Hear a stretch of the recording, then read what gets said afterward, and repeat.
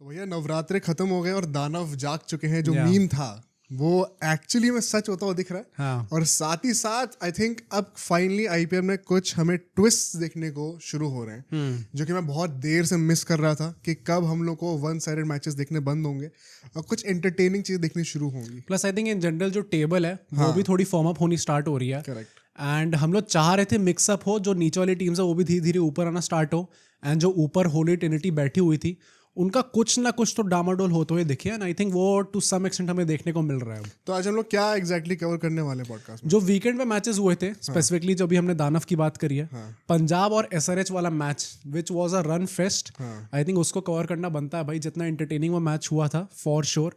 Then हम लोग आएंगे आरआर और आरसीबी पे। आई थिंक वो मैच भी अच्छा हो सकता था जो हमने सोचा था, बट वो बिल्कुल भी वैसा निकल के आया नहीं। एंड फाइनली जो रात को मैच हुआ था भाई, I think that was a good match. DC MI वाला मैच काफी अच्छा था। साथ ही साथ 3 प्रीव्यूज भी करने हमें आने वाले दिनों के। या एलएसजी और सीएसके का मैच जो कि आज ही है। लेट्स सी कि क्या एमएस धोनी जो है वो वापस इंस्पायर कर पाते हैं, सीएसके को फाइनली जीत ला पाते हैं। देन पंजाब और केकेआर का मैच होना है, एंड आई थिंक ये वाला मैच काफी अच्छा हो सकता है। इन दोनों का आगे की ट्रैजेक्टरी कैसी होगी, क्या ये लोग फॉर्म में डिप करेंगे या वापस आएंगे, ये हमें इस मैच के थ्रू पता चल सकता है।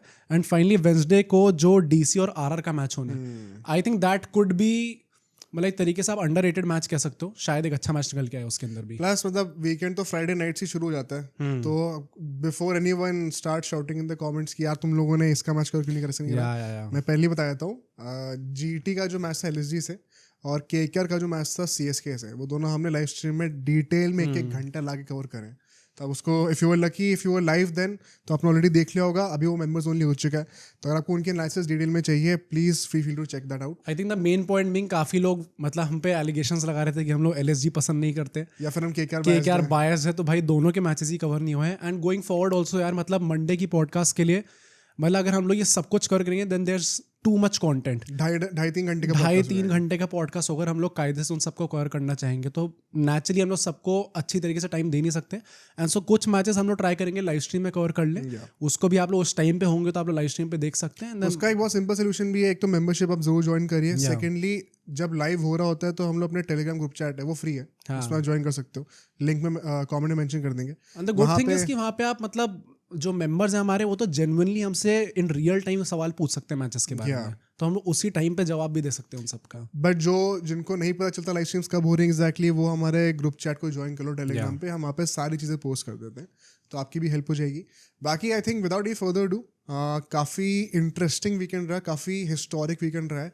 तो let's start this and sit back, enjoy this IPL special.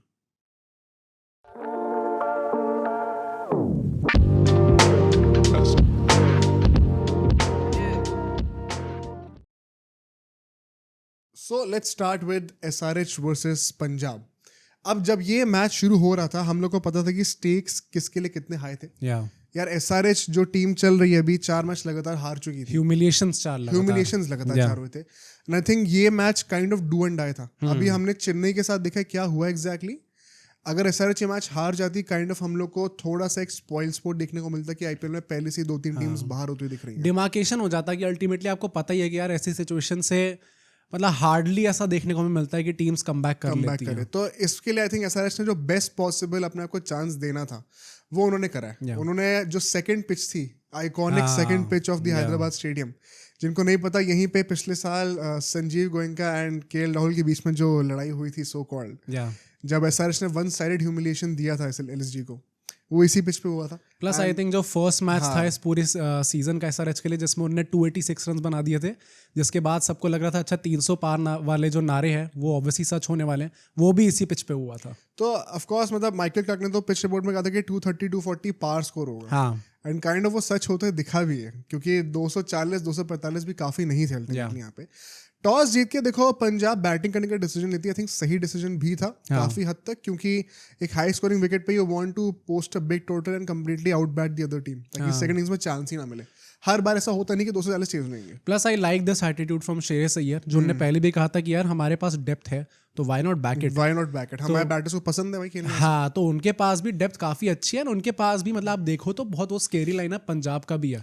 Plus I liked how जो हमने भी सजेशन रिकमेंड करा था प्रीव्यूज में कि पंजाब को एक्चुअली नंबर 9 तक बैटिंग रखने की जरूरत नहीं है, सच एक एक्स्ट्रा बॉलर लेके आओ ताकि 5th और 6th बॉलर स्टॉइनिस और मैक्सवेल को ना बनना पड़े, 5 प्रॉपर बॉलर्स हो जाए। तो एग्जैक्टली उन्होंने वही करा। आज यानसन नंबर 8 पे थे, सूर्यांश नहीं खेल रहे थे, सो दैट मीन कि आप लॉकी फर्गुसन को एज एन एक्स्ट्रा बॉलर लेके आ सकते हो। तो वो मुझे काफी अच्छा लगा। हाँ, अनफॉर्चुनेट थे कि अल्टीमेटली उनको इंजरी हो जाती है, उसकी बातें करेंगे, बट एसआरएच की बातें करें तो ईशान मलिंगा जो कि कमिंदू मेंडिस की जगह पे आए थे, अच्छी परफॉर्मेंस भी करी उनने। एंड कमिंदू मेंडिस हम लोग कहेंगे सिमरजीत की जगह आए थे, मतलब कैसे भी आप ले सकते हो, आप कह सकते हो ना फॉरेन स्लॉट की जगह पे अगर आप कह रहे हो एक तरीके से, तो सिमरजीत का भी हाँ आप कह सकते हो। मेन पॉइंट ये था कि बेसिकली कमिंदू मेंडिस से खेलना बनता नहीं था अनफॉर्चुनेटली। भाई मेरा यहाँ पे सवाल है, क्या मतलब कमिंदू मेंडिस का हम लोग इसलिए कह रहे हैं क्योंकि अच्छा एग्जैक्टली वो स्पिन फ्रेंडली विकेट नहीं थी। हम लोग ओवरऑल अगर हम लोग बात करेंगे अपनी एसआरएच की, तो यस मतलब उन्होंने अभिषेक शर्मा को भी ओवर कराए थे, मतलब they treat him as the second spinner. अगर आपको ओवर करानी है तो आप कमिंदू मेंडिस से भी करा सकते हो, मतलब he adds an option.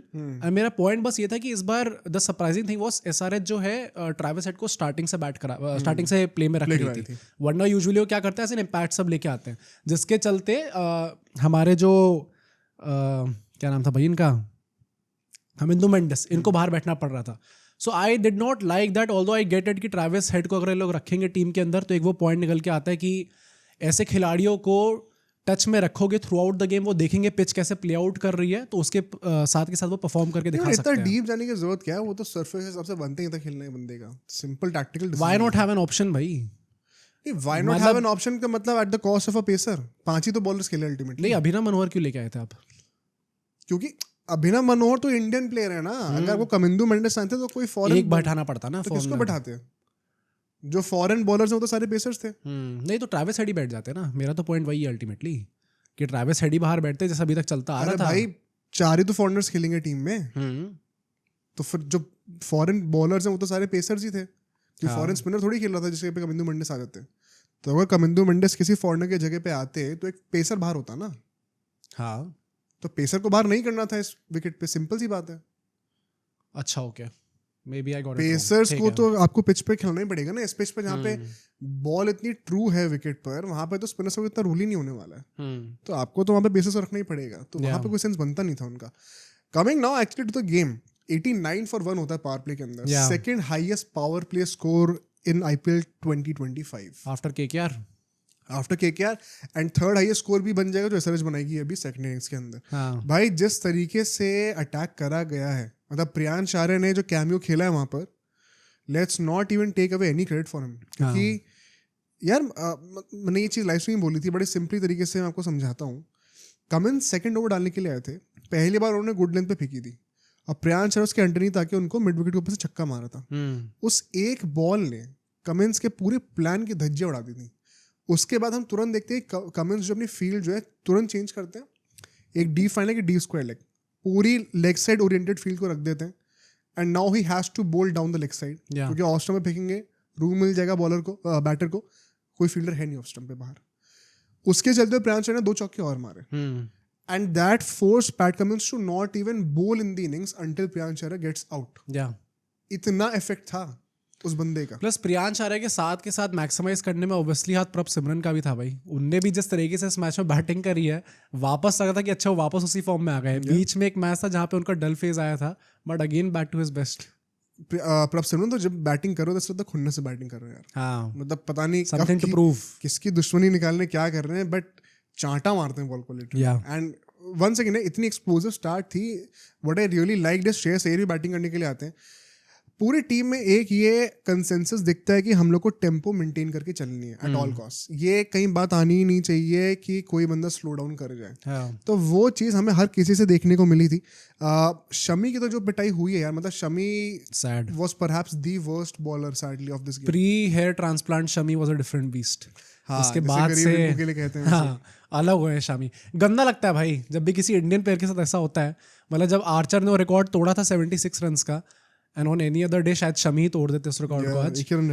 But भाई हमेशा गंदा लगता है भाई। आर्चर के लिए तो आई वॉज हैप्पी क्योंकि मेरा बहुत ज़्यादा अफेक्शन नहीं है उनके साथ, but Shami being such a good bowler for India, उनके पास ये रिकॉर्ड अब आया है। I think that's sad. वो मतलब बिल्कुल भी रिदम में नहीं लग रहे थे। आइदर ओवर पिच और टू शॉट, ऐसी पिचेस से वैसे मार्जिन ऑफ एरर बहुत कम होता है।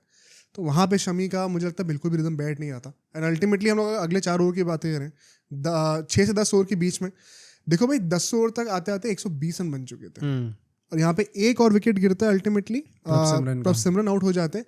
द स्टैंडर्ड पॉइंट वाज यहाँ पे देखो थोड़ा सा स्लो हुए हैं ये लोग, सिर्फ 31 रन आते हैं। रीजन बीइंग जीशान यहाँ पे बॉलिंग करने के लिए आते हैं, 1 सेकंड वेरी इंप्रेसिव होना, बैटिंग फ्रेंडली विकेट, हमने पहले भी उनके बारे में बातें करी हैं। उनके 2 ओवर उन्होंने जो यहाँ पे डाले थे, एक भी बाउंड्री नहीं आई यहाँ पे, ना छक्का है ना चौका है। एक ऐसी पिच जहाँ पे ऑलमोस्ट 300 रन बने हैं, आपने उस फेज में 2 ओवर ऐसे डाल के दिए जहाँ पे एक भी बाउंड्री नहीं आई है। You have not even played for India, आपका पहला IPL सीजन है ये, मतलब you have to praise him. हाँ एंड में आता था 1-2 ओवर में थोड़ी पिटाई हुई उनकी, बट वो किसकी नहीं हुई है। आई थिंक इसी 2 ओवर के चलते ही बीच में हमें दिखा था गैप, जहाँ पे वो जो 10 रन पर ओवर वाला मार्जिन हम लोग लेके चलते हैं कि आपको मारने ही मारने, वो थोड़ा कम हुआ था क्योंकि यहाँ पे 6 से 10 ओवर के बीच में 31 रन ही आए थे एंड एक विकेट भी खो गया था।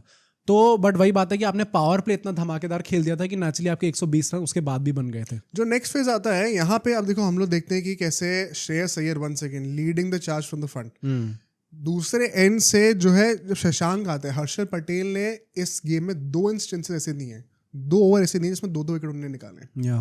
तो फर्स्टली इन दैट ओवर वो नेहल वडेरा और अपने शशांक को आउट करते हैं, बैक टू बैक LBW मारते हैं। ऑल्दो नेहल जो है वो आउट थे नहीं, उन्होंने LBW लेनी बिकॉज नेकेड आई से प्लम लग रहे थे देखने के लिए।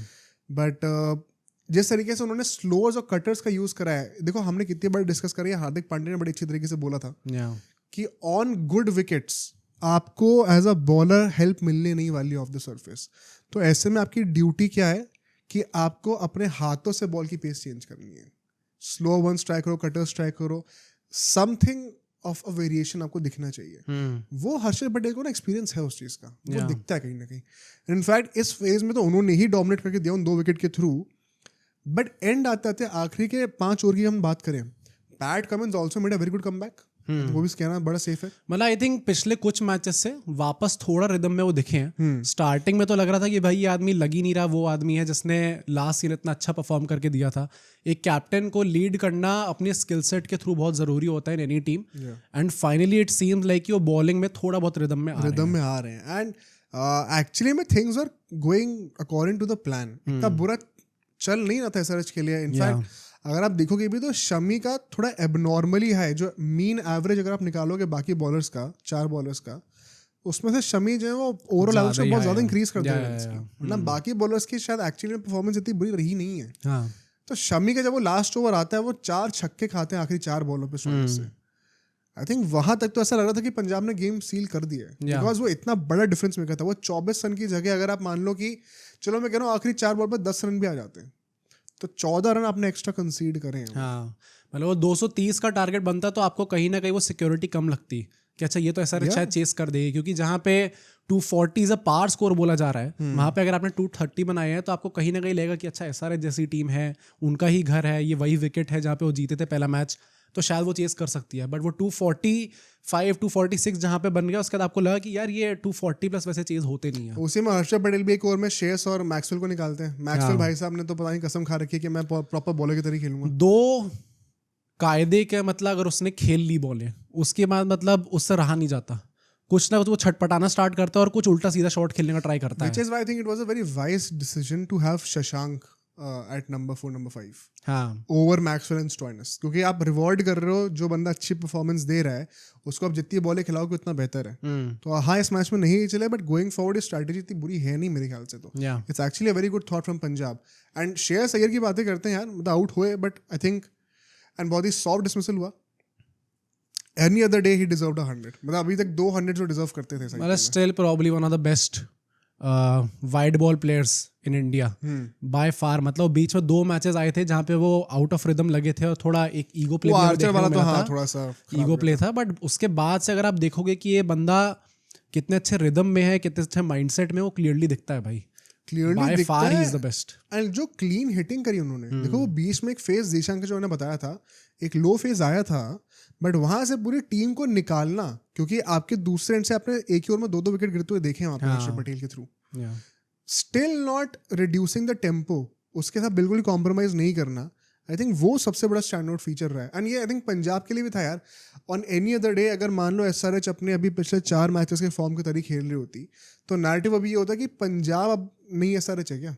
क्योंकि पता मैं एक्चुअली बताऊं, I will say this definitely कि देखो DC बड़ा अच्छा कर रही है, RCB भी अवे रिकॉर्ड तो अच्छा ही चल रहा है, ये मैं होली ट्रिनिटी की बातें कर रहा हूँ, बट पंजाब को देख के ना ऐसा लगता है कि इनका वो पूरा फैक्ट्री रीसेट हुआ है, वो चैंपियन मेंटालिटी दिखती है भाई, वो मुझे बाकी दो में कहीं ना कहीं अभी भी थोड़ी अंडरडॉग वाली फीलिंग आती है। पंजाब में ऐसा लगता है कि अंडरडॉग की तरह नहीं खेल रहे ये लोग, ये डोमिनेट करने के लिए। मतलब आई थिंक एक जो ओवरनाइट ही फ्रेंचाइज चेंज हो जाती है ना, वैसे टाइप का लुक हमें देखने को मिल रहा है। आई थिंक इसमें ये भी है कि पंजाब का जितना मार्जिन है अलग होने का, मतलब वो टीम थी जो कि 10 साल से क्वालिफाई नहीं करते प्लेऑफ्स के लिए, and now suddenly they are one of the favourites to win the IPL. They easily look one of the most dangerous teams, हाँ कह सकते हैं। एंड शायद इस हफ्ते के एंड तक ये नाटक पूरा चेंज हो जाएगा, अभी बातें करनी है हमें इसकी, but I think once again a great innings, मतलब इसमें बैटर को कोई ब्लेम करूंगा नहीं, हाँ भाई सबने बना लिए। But let's come to the second innings, जो हिस्टोरिक इनिंग्स हमें देखने को मिली है, because 83 for no loss in the power play. Abhishek Sharma has literally overshadowed Travis Head in this power play. वो एक मोमेंट ऑफ ब्लंडर, एंड ये अब मैं थक गया हूँ भाई, हर मैच में देखने को मिल रहा है। आज दिन के मैच में आरआर और आरसीबी ने क्या तो मतलब करके दिया है, इतने कैच छोड़ने, विराट कोहली भाई साहब बीच में लड्डू छोड़ा था। तो हर टीम के हर इनिंग में ये हो रहा है यार ये, एंड यहाँ पर भी वो यश ठाकुर की वो नो बॉल निकल के आती है, मेड हिम रिग्रेट इट। इतने उसके बाद जो है कैचेस भी छोड़े पंजाब ने कि you are not helping your case. मतलब ट्रेविस हेड के भी आपने काफी कैचेस छोड़े, एंड वो हमने स्टार्ट कुछ पॉडकास्ट पहले मेंशन करा भी था। बस यही था भाई कि पावर प्ले में अगर ये दोनों टिक जाते हैं, उसके बाद आपको पता है कि SRH चेस डाउन कर लेगी इसको।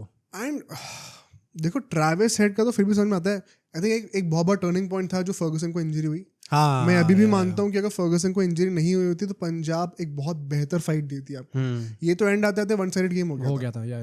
आई जनरली बिलीव कि थोड़ा अनलकी थी पंजाब यहाँ पे, nothing to be taken away from Abhishek and SRH by the way, but एक थोड़ा अनइवन कॉन्टेस्ट हो गया था उसके जाते हुए। प्लस अर्शदीप को अगर आप हटा दो पावर प्ले से, यार यानसन और यश ठाकुर ने तो जो पिटाई खाई है, आप इतनी स्लॉट के अंदर बॉलिंग कैसे कर सकते हो? I fail to understand. Yes, pitch आपके फेवर में नहीं होने वाली है, एंड ऑल्सो पंजाब के लिए ये क्वेश्चन जरूर रहेगा कि आप मतलब विजय कुमार विशक को आप क्यों नहीं खिला रहे हो?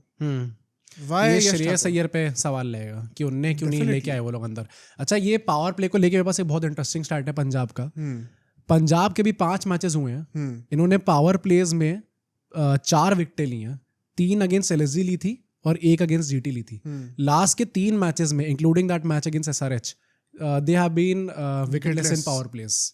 आई थिंक इसका है भाई रीजन, आप थोड़ा सा एक्सपेरिमेंट भी कर रहे हो ना, क्योंकि लॉकी फर्गुसन भी स्टार्टर नहीं थे, पहले ओमर्स आए थे, फिर लॉकी फर्गुसन आए, फिर यश ठाकुर नहीं थे, फिर वो भी बाद में आए। यानसन का भी आपको एग्जैक्टली क्या रोल देना है वो भी एकदम फिक्स नहीं है, कभी वन चेंज आते कभी स्टार्ट करते हैं।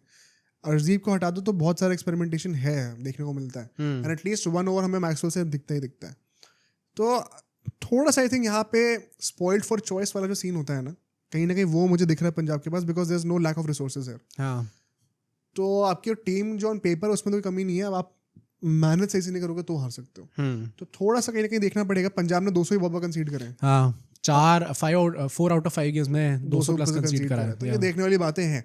बट अगले 4 ओवरों की बातें करें, यहाँ पे आई थिंक गेम खत्म था, बिकॉज नेक्स्ट 4 ओवर्स में आपके 60 रन आते हैं, 15 रन पर ओवर, और एक भी विकेट नहीं गिरता। बाय द 10th ओवर आपके 143 रन हो चुके थे और 0 विकेट्स आप डाउन थे। इस फेज में आते आते ना आखिरी के 10 ओवर के लिए कुछ 106-109 रन रह गए थे, मतलब ऑलमोस्ट 10 रन पर ओवर की रिक्वायरमेंट थी, less than 11 run per over, और 10 विकेट हाथ में थे ऑन द मोस्ट पार्टा विकेट इन दिस IPL। यहाँ तक गेम खत्म था। इस फेज में एग्जैक्टली हुआ क्या, आप देखो 2 बड़े इंटरेस्टिंग ऑब्जर्वेशंस थे which I mentioned before also in the live stream. Travis Head को ना एक्चुअली मैक्सवेल बॉलिंग इतनी बुरी कर नहीं रहे थे। ऐसे विकेट्स पे थोड़ी शॉर्ट ऑफ लेंथ बॉल डालनी पड़ती है स्पिनर को, बिकॉज अब इतना ऊपर फेंकोगे ट्रू विकेट पे तो ऑन द राइज ही बैटर छक्का मार देगा, तो थोड़ा खींच के तेज फेंकना पड़ता है ताकि बैटर को थोड़ी खुद मेहनत करनी पड़े। और मैक्सवेल का एंगल भी थोड़ा स्लिंगी है, एकदम ऑन द टॉप ऑफ, एकदम कान के बगल से हाथ नहीं आता, तो बॉल नेचुरली थोड़ा सा अंडरकट करके स्किड भी कर सकती है। अब ट्रेविस हेड को फायदा पता क्या हुआ यहाँ पे, ट्रेविस हेड की हाइट रिलेटिवली छोटी है, तो उनका सेंटर ऑफ ग्रेविटी भी लो है। अब उसके चलते हुए ना वो बड़े आराम से अपना बॉडी वेट बॉल के अंडरनीथ, ताकि उसको भी बैकफुट पे स्लॉक कर रहे थे। अगर आपको याद होगा 6 से 10 ओवर के बीच में मैक्सवेल को उन्होंने 2-3 छक्के मारे मिड विकेट के ऊपर से। और अगर आपको लग रहा है कि ये मैं हवा में बातें बना रहा हूँ, तो ये चीज कमेंटेटर्स ने खुद भी कही थी। ये होता है ऐसा, low centre of gravity as a batter ना कई बार आपको एक हैक की तरह मिलता है। इसीलिए आप नोटिस करना क्रिकेट में नेचुरली जो छोटी हाइट के लोग होते हैं, क्रिकेटर्स होते हैं, बैटर्स होते हैं, वो पुल बड़ा अच्छा मारते हैं. Okay. Ricky Ponting, Sachin Tendulkar, Sunil Gavaskar, Virat Kohli also even, सब नेचुरली जो है ना, विराट कोहली चलो थोड़ी मेहनत भी करी है, बट जो नेचुरली बड़े well suited to score the hook and the pull shot, छोटे हाइट का बड़ा फायदा मिलता है. तो ट्रेविस हेड को वहाँ पे बहुत फायदा मिला. अगर मैं अभिषेक शर्मा के पॉइंट ऑफ व्यू से बातें करूँ यहाँ पे, यानसेन ने यार देखो, अब यहाँ पे थोड़ी कप्तानी का भी सवाल आएगा. यानसेन ने एक पूरा सेटअप क्रिएट कर रखा था जहाँ पे उनके पास कोई फाइन लेग था नहीं, ना शॉर्ट फाइन लेग ना डीप फाइन लेग. सारे जो डी फील्डर्स थे वो या तो ऑफ स्टंप पे कट के लिए थे या तो मिड विकेट और सामने की तरफ थे फॉर अ स्लॉग. अब ऐसे में यानसेन क्या कर सकता है? अगर डी फाइन लेग नहीं है पीछे तो बाउंसर का स्कोप तो है नहीं, बिकॉज पीछे एज लेगा तो छक्का हो जाएगा, चौका हो जाएगा. आप फुल लेंथ की outside off stump yorker try कर सकते हो. That is the only ball that you could try.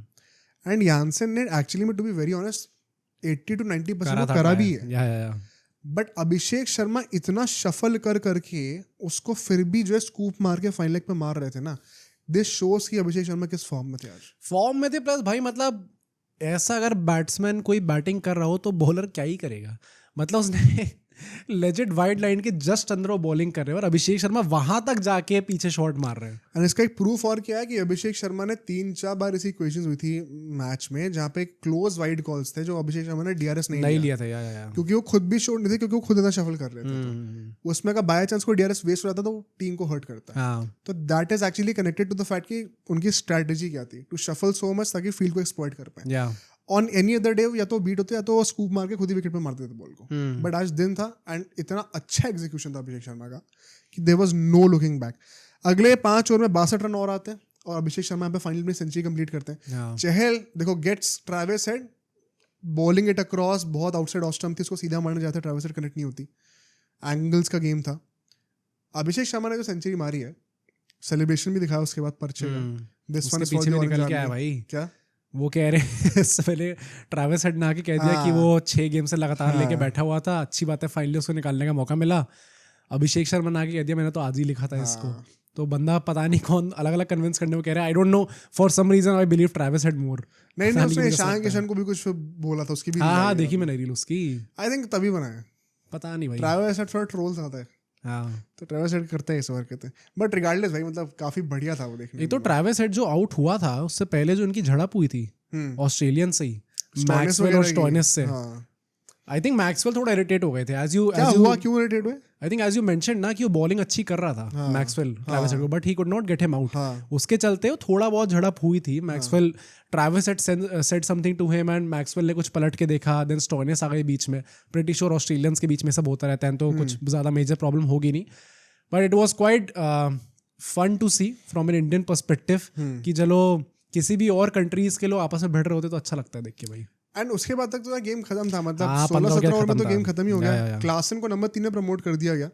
I think वो भी it's not a bad decision. अभी बैड डिसीजन नहीं है. आई थिंक वही पॉइंट है उसके पीछे का भी कि आप ईशान किशन को भेज दोगे, he is not in great form. By chance अगर यहाँ से एसआरएच ने बॉटल करा, क्योंकि अल्टीमेटली आपको एंड में भी ऑलमोस्ट 10 रन पर ओवर चाहिए ही चाहिए थे. बाई चांस वहां से बॉटल करा तो फिर आपका जो ये किला खड़ा हो रहा है इस मैच के अंदर वो बह जाएगा. तो I think their first priority was to win the match. बाकी लोग के फॉर्म वो लोग आगे वाले मैचेस में ऊपर ले आएंगे.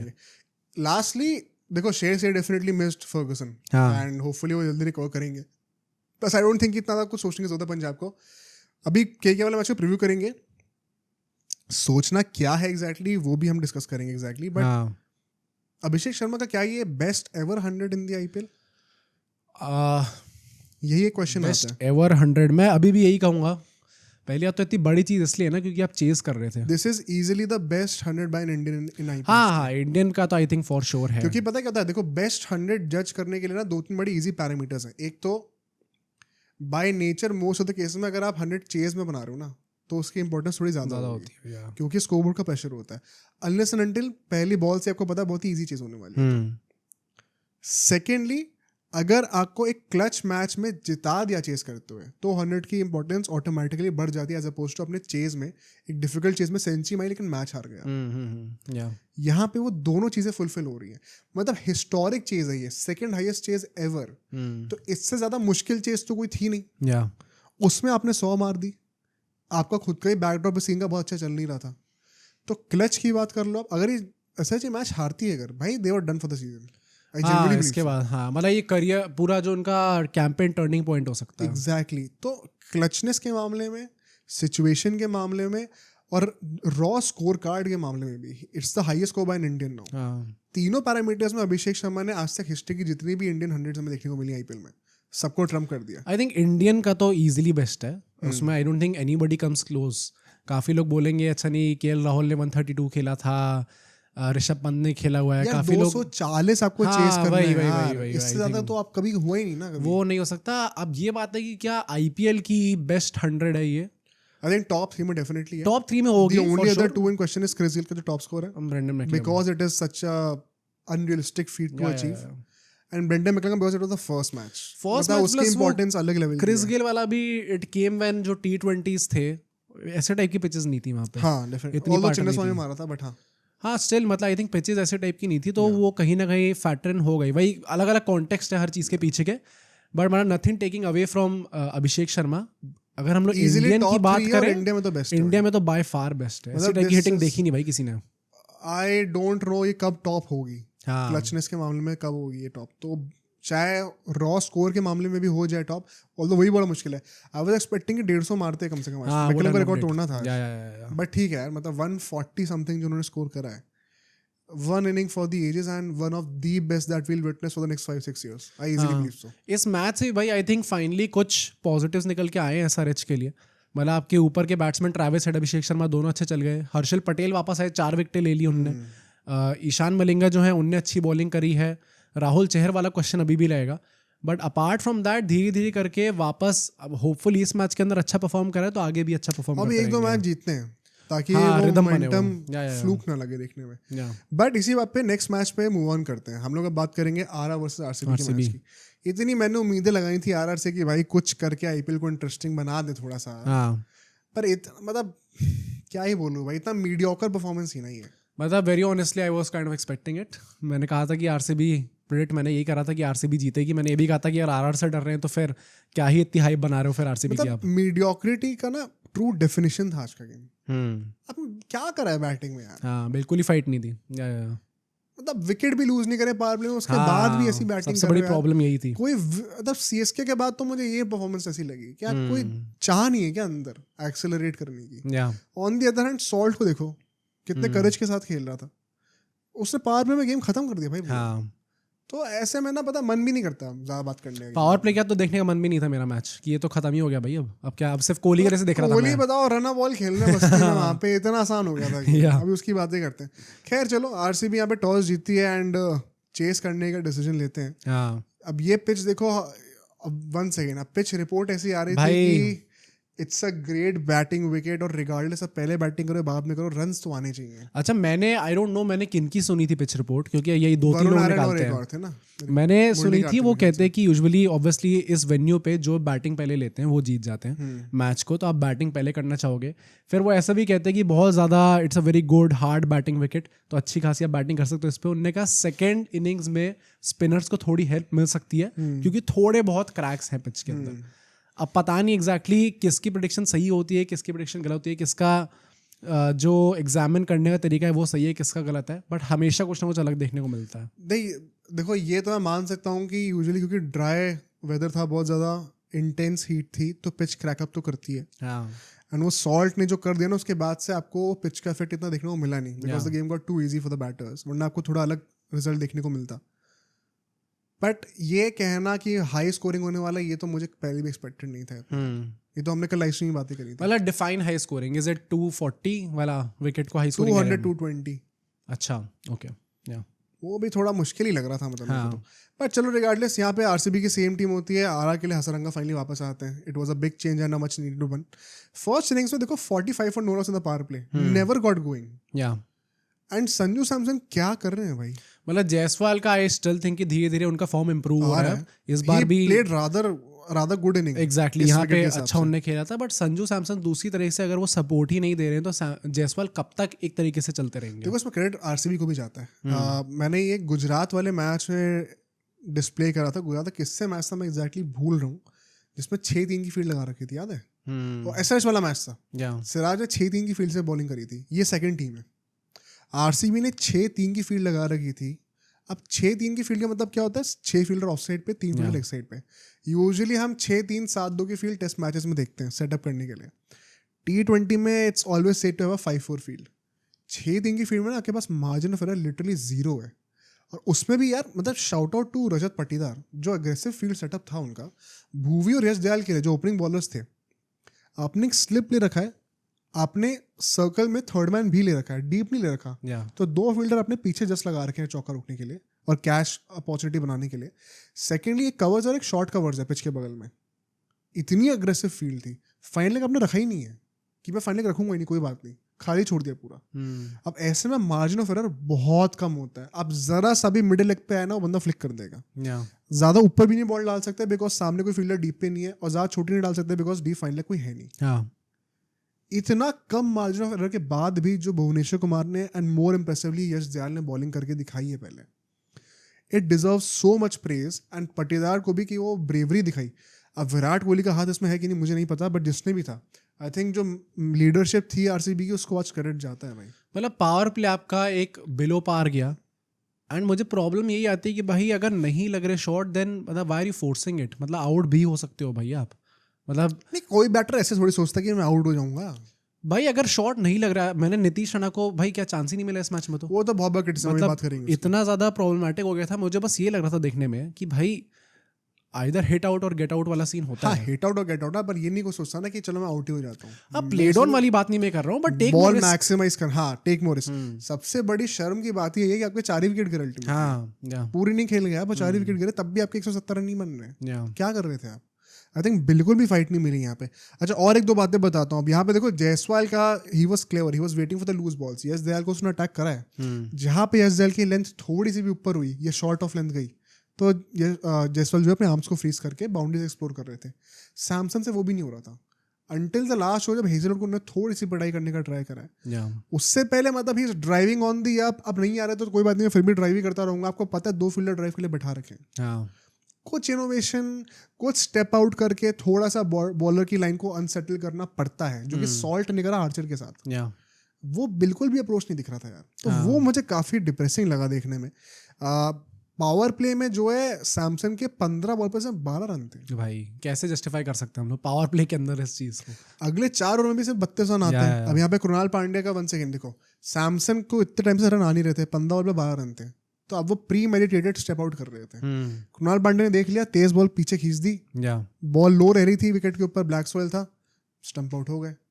उसके तुरंत बाद सैमसन का रिएक्शन भी ये था कि मैंने क्यों पहले से सोच के कर रहा था। मतलब आपने अपने लिए ही वो पूरा क्रिएट करा एनवायरनमेंट, उसमें आप खुद ही जो है घुस गए। मतलब इस स्कोर को बहुत आराम से आ रहा, थोड़ा आगे ले जा सकती थी अगर थोड़ा सा रिस्की क्रिकेट खेलते। एंड रिस्की क्रिकेट में इसलिए भी कह रहा हूँ क्योंकि आपके तो विकेट ही नहीं गिरे ना, अल्टीमेटली आपने ट्राई ही नहीं करा उस चीज को लेकर। और आपके तो कैच भी इतने छूटे हैं एग्जैक्टली। रियान पराग को जो सुरेश शर्मा की बॉलिंग पे यश दयाल ने ड्रॉप कर दिया कट के ऊपर आती। And Riyan Parag at number 3, I am sorry it does not work for मी।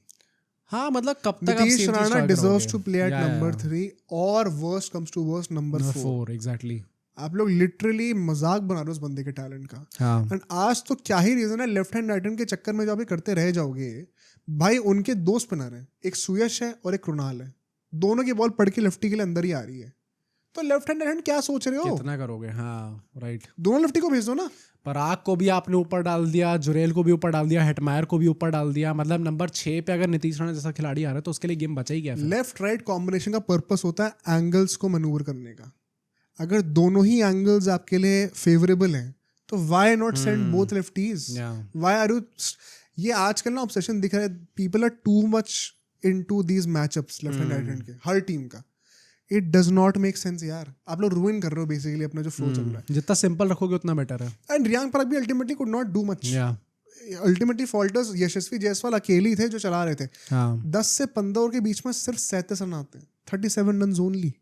अब क्या कर रहे हैं यहाँ पे? Parag never took off, ultimately falls to the back of the hand delivery of Yash Dayal, जो कि मतलब स्काई को भी आउट करा था उन्होंने। अब यहाँ पे भी फेमस हो गए थोड़ी, फेमस हो रहे, लोग रीड नहीं कर पा रहे इतना। जायसवाल अकेले ट्राई कर रहे हैं दोनों स्पिनर्स को डोमिनेट करने का, being the left handed batter. उसी परस्यूट में वो 50 ही मारते हैं। अगर एक और लेफ्टी होते हैं तो आज वो हेल्प मिल जाती है उनको भी। तो आज तो लेफ्ट हैंड राइट हैंड का बहाना मुझे समझ में नहीं आया कि क्या था। हाँ। उसके बाद आप देखते हो ध्रुव जुरैल को प्रमोट करते हैं बिकॉज रियान पराग आउट हुए हैं। अब ये क्या चल रहा है? ध्रुव जुरैल का भी आई थिंक भाई मतलब वो एक ही इनिंग्स आई अभी तक नहीं हो रहा जो था। हमें देखने को मिली थी।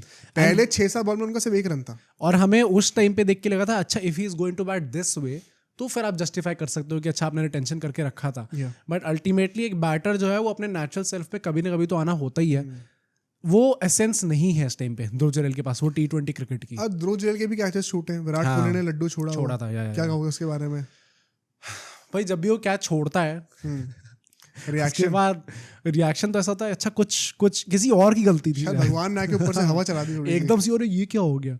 तो ठीक है भाई, छूटते कैच छूटे, बहुत ही लड्डू कैच छूटा था। सबसे छूट रहे हैं यार। हाँ मतलब आई थिंक मैं अपने जो हमारे व्यूअर्स हैं उनसे मैं एक सवाल पूछूंगा, क्योंकि हमेशा viewers are also so creative and हमेशा कुछ ना कुछ स्टार्ट लेके आते हैं। वुड लव टू नो कि उनके पास क्या इसके पीछे का एक्सप्लेनेशन है कि इन जनरल चाहे जितना भी बड़ा खिलाड़ी हो चाहे जितना भी छोटा खिलाड़ी हो, सब फील्डिंग ड्रॉप, सबका फील्डिंग एकदम से ड्रॉप। मैंने बहुत सोचा है, मैं सोचा आज पॉडकास्ट में डिस्कस करूंगा। I could not find a reason. वही तो कुछ है ही नहीं।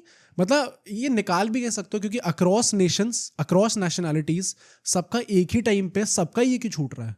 आई डोंट थिंक कोई एक्सप्लेनेशन है इस चीज का। And I think this is by far the worst fielding season in IPL history. हाँ यार, इतना गंदा कभी नहीं देखा। तो मुझे मैं आई वोंट बी सरप्राइज अगर आईपीएल के एंड आते तक इस सीन में नंबर ऑफ कैचेस ड्रॉप भी मोस्ट सबसे ज्यादा हो। और नहीं भी हो रहे ना, तो जितने सिटर्स ड्रॉप हुए हैं वो केकेआर सीएसके के मैच में वो वेंकटेश अय्यर वगैरह ने क्या कैच छोड़े हैं वो लड्डू से। विजय शंकर वाले कैच मैं ऐसे हाथ से छोड़ूंगा वैसे कैच है, यहाँ से ऊपर से ऐसे हाथ से छोड़ूंगा, वो क्या छोड़े हैं वो। क्या है भाई, ऐसा भी नहीं कि हर स्टेडियम में फ्लड लाइट्स का इशू है। ऐसा दिन का मैच था तब क्या इशू है भाई? है भाई कुछ तो है भाई, but it was very bad. And उसके चलते हुए भी फिर हेटमायर आते हैं। अब Hetmyer also never really got going. Jaiswal ultimately Hazlewood को फॉल ऑफ करते हैं and not to his fault. मतलब उस ओवर में उन्होंने डोमिनेट भी करा था। अब क्रॉस बैटेड शॉट्स अगर मारेंगे एक ना एक बॉल तो लगेगा बैट के ऊपर, तो it's a risky game. Dhruv Jurel tried to maximise, failed. Nitish Rana last ball खेलते हैं वो चौका मार देते हैं। प्लस मतलब हेटमायर का भी ये चीज देखने वाली है ना कि आपने स्टार्टिंग कुछ मैचेस में उनको प्रोटेक्ट करने की कोशिश करी कि अच्छा हम स्पिनर्स के अगेंस्ट इनको एक्सपोज नहीं करेंगे। आज उनको थोड़ी ऊपर बैटिंग कराई, नीतीश राणा को कराई नहीं। मतलब regardless in both the situations उन्होंने कुछ खास परफॉर्म करके दिया नहीं है। तो might as well try him in the position that he is performing. मतलब आप सबको उसमें ही रखो जहाँ पे वो परफॉर्म कर रहे हैं। जबरदस्ती में अच्छा लेफ्ट हैंड राइट हैंड के चलते हम लोग इसको ऊपर कर देते इसको नीचे कर देते, that does not make sense. थोड़ा कभी कभी समझ में आता है कुछ मैचेस में, बट इसमें तो सेंस नहीं था। उस टीम के सारे स्पिनर्स ही लेफ्टी को फेवर कर रहे थे। तब क्या लेफ्ट हैंड राइट हैंड, तो ये तो बेसिक टैक्टिक होता है यार। समझ में नहीं आया मुझे पर्सनली। एक और क्वेश्चन था कि हेजलवुड की जगह उनके पूरे फुल कोटा ओवर्स नहीं हुए थे। सुयश को चौथा ओवर दिया गया आखिरी के 5 ओवरों में बाय पटीदार। वो क्यों था एग्जैक्टली? बिकॉज वहां पे मुझे लगता है आप और रन्स को चोक कर सकते थे चाहते तो। That is one question I would love to see. क्योंकि एक बेसिक एक्सप्लेनेशन ये होगा कि ब्लैक सॉइल पिच है, बॉल लो रह रही है, स्पिनर्स को करा दो उनसे bowling. But I still think कि हेजलवुड की क्वालिटी पे आप क्यों डाउट करोगे डेथ ओवर्स में? He is in general a better bowler. So मुझे लगता है वहां पे एक परहैप्स क्वेश्चन हो सकता था। लेकिन overall I am so happy with the way Patidar managed his bowlers. बहुत अच्छे से रोटेशन करा है, लवली फील्ड सेटअप्स। आपने इतना अग्रेशन दिखाया है, उसको पुल ऑफ करके दिखा के बॉलर्स ने भी perfect execution. I think RCB के बॉलिंग परफॉर्मेंस, फील्डिंग तो नहीं सॉरी, बट हाँ ओवरऑल सेटअप्स, फील्ड का लीडरशिप काफी अच्छा रहा। बहुत पॉजिटिव्स थे। At the same time coming to the second innings, अब यहाँ पे द पावर प्ले में गेम खत्म, 65 रन आते हैं, 0 विकेट्स लॉस्ट। विराट कोहली और सॉल्ट का मैं कंट्रीब्यूशन मेजर कर रहा था। विराट कोहली के 13 बॉल पे 18 रन थे, मैं वही कह रहा था भाई। और सॉल्ट के 23 बॉल पे 46 रन जो मारे सॉल्ट नहीं तो मारे पावर प्ले में, कोहली ने 65 में से 46 उनकी ही थे। और इसका एक बहुत बड़ा क्या चक्कर था, आर्चर को एक्चुअली में जो हमने भी कहा था कल लाइव पे इम्प्रॉम्प्टू की ये मैचअप देखना चाहिए। तो सॉल्ट से पूछा गया था आज कि आर्चर को आप कैसे फेस करोगे, do you have anything special? तो फिल सॉल्ट ने बोलना शुरू करा, फिर वो रुक गए कि मैं नहीं बताऊंगा अभी। Oh okay. और वो क्या था, अगर आप देखोगे पहले ओवर में आर्चर ने रुला रखा था। हाँ पहला ओवर अच्छा गया था भाई। वो बॉल आउटसाइड ऑफ स्टंप से स्विंग हो रही थी, it was finishing on the 4th stump, और फिर सीमन होके लेग स्टंप पे आ रही थी। वो बैट फेंक रहा था अपना, ऐसा मुंह हटा के बैट फेंक रहा था फिल सॉल्ट। इतना ऑकवर्ड एंगल होता है ना उसमें, बहुत कसके बॉल लगती है पैरों पे। वहां से टू द पॉइंट की फिर वो फ्लिक करके छक्के मार रहा है। How did come to happen? Phil Salt ने सारे बॉलर्स को एक तरीके से खेला और आर्चर को एक अलग तरीके से खेला. इफ यू नोटिस आर्चर का because he was getting that angle so at such a high pace, Phil Salt recognised it and जो उनका प्लान था he was shuffling way across, almost off stump पे आकर वो जो है हर बॉल को एंगल के साथ फ्लिक कर रहे थे. जहां उन्होंने वो करना शुरू करा आर्चर खुल गए पूरा. थोड़ी जब वो लेग स्टंप का गार्ड लेकर खेल रहे थे ना, तब वो हमेशा एक ऑकवर्ड एंगल होता है. अगर 150 की स्पीड पे बॉल निप होके अंदर आ रही हो ना, इन प्रिंसिपल सोचने बड़ा आसान रहता है ना कि क्या है आ रही एंगल सा कर दो फ्लिक, पर भाई वो खेल के देखो कभी कितना मुश्किल होता है. जहां उन्होंने वो न्यूट्रलाइज करने के लिए वाइल्ड शफलिंग करी outside off stump, then every ball that was actually being released from the hand, वो लाइन हाथ के रिलीज पॉइंट से ही आपके मिडिल लेग पे बन चुकी थी. मतलब टू हिज क्रेडिट भाई, सॉल्ट ने अब तक इस सीजन में I think he has done his job. हर 100%. दूसरे मैच में वो रन बना रहे हैं, पावर प्ले मैक्सिमाइज करने में. कुछ मैचेस में कोहली ने भी वो चीज़ दिखाई है कि वो एक हाई स्ट्राइक रेट से खेल सकते हैं, but mostly it has been Salt जिसके चलते हम लोग एक अच्छी स्टार्ट ले पा रहे हैं. प्लस एक ट्रिकी विकेट पे अगर आपको इतना ज्यादा स्टार्ट मिल रहा है तो कोहली क्यों ही मारे. हाँ आराम से खेलो. अगर 65 रन आ गए हैं तो यहाँ पे तो कोई क्रिटिसाइज करने का सेंस भी नहीं है. और क्रिटिसाइज यहाँ पे करोगे आप, संदीप शर्मा ने आती भाई खोल दिया था विराट कोहली को. Sandeep Sharma has dismissed Virat Kohli in the IPL the most number of times. अच्छा ओके. और वंस अगेन सिटर कैच छोड़ दिया रियान पराग ने. ऑल द थिंग वहाँ पे गलती मिड ऑफ की ज्यादा थी. रियान पराग मिड ऑन से भागते हुए आ रहे थे. आई थिंक 28-29 मीटर्स उनने भागा था. It's such pathetic display of fielding by all the teams. नहीं, मैं उसमें भी ये कहूंगा भाई, रियान पराग को पकड़ लेना चाहिए था. हाँ पहुंच तो गए ना बॉल. एग्जैक्टली. मतलब सहवाग ने भी उसके बारे में यही कहा था कि अल्टीमेटली पहुंच गए थे बॉल तक. तो अगर आप इन प्रिंसिपल देखोगे, अच्छा स्टार्ट जब कर रहे हैं तो फिर आप कहोगे अच्छा नहीं, इनको नहीं भागना चाहिए इस कैच के लिए. Not just that, Sandeep Sharma की बॉलिंग पे फिल सॉल्ट का भी कैच छूटा था पावर प्ले के अंदर. अगर आपने ये दोनों कैच पकड़ लिए होते ना तो फंस गया होता मैच ऐसी विकेट पे. आपके पास अच्छे स्पिनर्स थे, ऐसी पिच पे मैच फंस गया होता. But Phil Salt did not get out, continue to dominate. अब अगले 4 ओवर की बात करते हैं. 45 रन आते हैं यहाँ पे. सॉरी 36 रन आते हैं. 101 रन बन चुके थे 10 ओवर के बाद. और एक विकेट गया था फिल सॉल्ट का. उसको आउट होने से पहले तो नोटिस करो, the game got so easy because आपको इतना कुशनिंग मिल गई पावर प्ले के बाद. आपके साथ 100-110 रन ही रह गए थे 14 ओवरों में. हसरंगा थिकशाना को तो उसने बैकफुट पे बंदा गया भी नहीं है. अपने स्टांस पे खड़े होते होते पीछे पैर पे वेट शिफ्ट करके उसने फ्लैट छक्के मारे मिड विकेट और लॉन्ग ऑन के बीच में से. 2-3 फ्लैट छक्के तो मुझे स्पेसिफिकली याद है जो उसने ऐसे पीछे वेट शिफ्ट करके मारे, स्लैश करें, चांटा मारना जिसको कहते हैं. इतना आसान था बिकॉज वही है ना, बॉल ऑफ द विकेट थोड़ा सा नीचे रह रहा है, स्किड कर रहा है. Once you adjust to the pace, अब बॉल थोड़ा लो रह रहा है और स्किड कर रहा है तो आपको एक्जैक्टली बैकफुट पे जाने की जरूरत भी नहीं है. अगर आप एडजस्ट कर चुके हो तो आप खड़े खड़े using the pace of the ball off the wicket आप स्मैक कर सकते हो. एंड हाथों में और रिस्ट में स्ट्रेंथ इतनी कि वो फ्लैट जो शॉट मार रहे हैं वो छक्के जा रहे हैं सीधा. ऐसा नहीं कि बहुत दूर गए हैं, बाउंड्री को टपाए थे लेकिन गैप में थे सारे. उसके चलते उसने गेम पूरा किल ऑफ कर दिया यार. Ultimately when he got out, अब विराट कोहली पर्टिकुलर बैटिंग करने के लिए आ रहे हैं. बहुत सिंपल था. अरे वो दोनों 100 की स्ट्राइक रेट से खेले. विराट कोहली के 32-33 बॉल पर 33 रन थे उस टाइम, जो कि पावर प्ले में एक्चुअली में तेज खेल रहे थे उससे. आई थिंक एंड में आते आते ही विराट कोहली के साथ ऐसा होता है कि once he gets comfortable then he starts taking a bit of risks. And उसके बाद वो एंड में आते आते जो फाइनल स्कोर होगा ना, आपको लगेगा अच्छा he has played a decent. वो जब हसरंगा को कूद के सीधा छक्का मारा 50 कंप्लीट करने के लिए ना, उसके बाद से फिर ही नेवर लुक बैक. मतलब वही होता है हमेशा विराट कोहली के साथ. This is his template innings. वो स्टार्ट स्लो करते हैं के लिए. मैं ये कहूंगा कि बड़ा वो होता है ना, टेम्पटिंग होता है हिटर्स के लिए कि अरे भाई स्लो खेलना था आज. भाई दिस इज, ये जो होता है ना रन बनाने की आर्ट, ये एग्जैक्टली वो गेम था भाई. रन बनाना सीखो भाई, ये ऐसा रन बनाए जाते हैं. टॉप 5 में आ गए वो ऑरेंज कैप में. He was not even in the top 3 most impactful players of this game. Exactly, yeah. Jaiswal अपनी टीम के लिए सबसे impactful थे. फिल सॉल्ट इनके लिए सबसे impactful थे. With the ball जिस तरीके से ओपनिंग बॉलिंग करी है यश दयाल ने, हेजलवुड very impactful. कप्तानी रजत पाटीदार ने जो फील्ड सेटअप्स करे हैं very impactful. पर Virat Kohli ultimately score sheet पे दिख रहा है. चुपचाप बंदा अपना काम करके गया है. This is the brilliance. मतलब मेरे को वही लगता है कि आप यहाँ पे कहोगे कि अच्छा he is playing for the orange cap और व्हाट नॉट, एंड चेस कर रहे हो अगर आप तो फिर आप ये भी नहीं कह सकते ना कि स्ट्राइक रेट लो नहीं. और मैं ये कहूंगा भाई, जो लोग ऑरेंज कैप जीतते हैं ना वो खेल रहे होते हैं ऑरेंज कैप के लिए. ऐसा नहीं होता कि कोई नहीं खेल रहा होता ऑरेंज कैप के लिए. अच्छा मैं टीम के लिए खेलता जा रहा था और अल्टीमेटली बन गया. तो मुझे लगता है पूरा ऑरेंज कैप के लिए आई वोंट बी सरप्राइज्ड अगर पूरा अल्टीमेटली ऑरेंज कैप नहीं जीतेंगे, क्योंकि वो टीम के लिए खेल रहे हैं. मतलब भाई ऑरेंज कैप जीतना खुद में एक बहुत बड़ी आर्ट है। तुम कह रहे हो कि विराट कोहली 2016 में ऑरेंज कैप के लिए खेल रहे थे? भाई 2016 जैसे एक वो होता है ना, 900 रन आपके ऐसे थोड़ी बन जाएंगे टीम अपने लिए खेलते। नहीं तो मैं वही कह रहा हूँ ना कि जैसे एक स्पेसिफिकली एक्सेप्शंस होते हैं कि कुछ एक सीजन आता है जिसमें एक आदमी के जो चाहे वो लग रहा होता है शॉट। विराट कोहली को उस टाइम पे जो चाहे लग रहा था भाई, हर मैच वो 150 की स्ट्राइक रेट से खेल रहे हैं। 973 जितने भी उन्होंने रन मारे हैं विद स्ट्राइक रेट ऑफ 150+।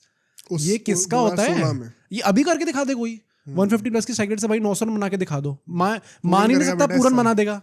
नहीं भाई 900 रन नहीं बन रहे, चांस ही नहीं है भाई। अबे 5 मैच में उसके 250 300 पार हो गए ना। हाँ तो होगा भाई, अभी गिरेगा फॉर्म धीरे धीरे।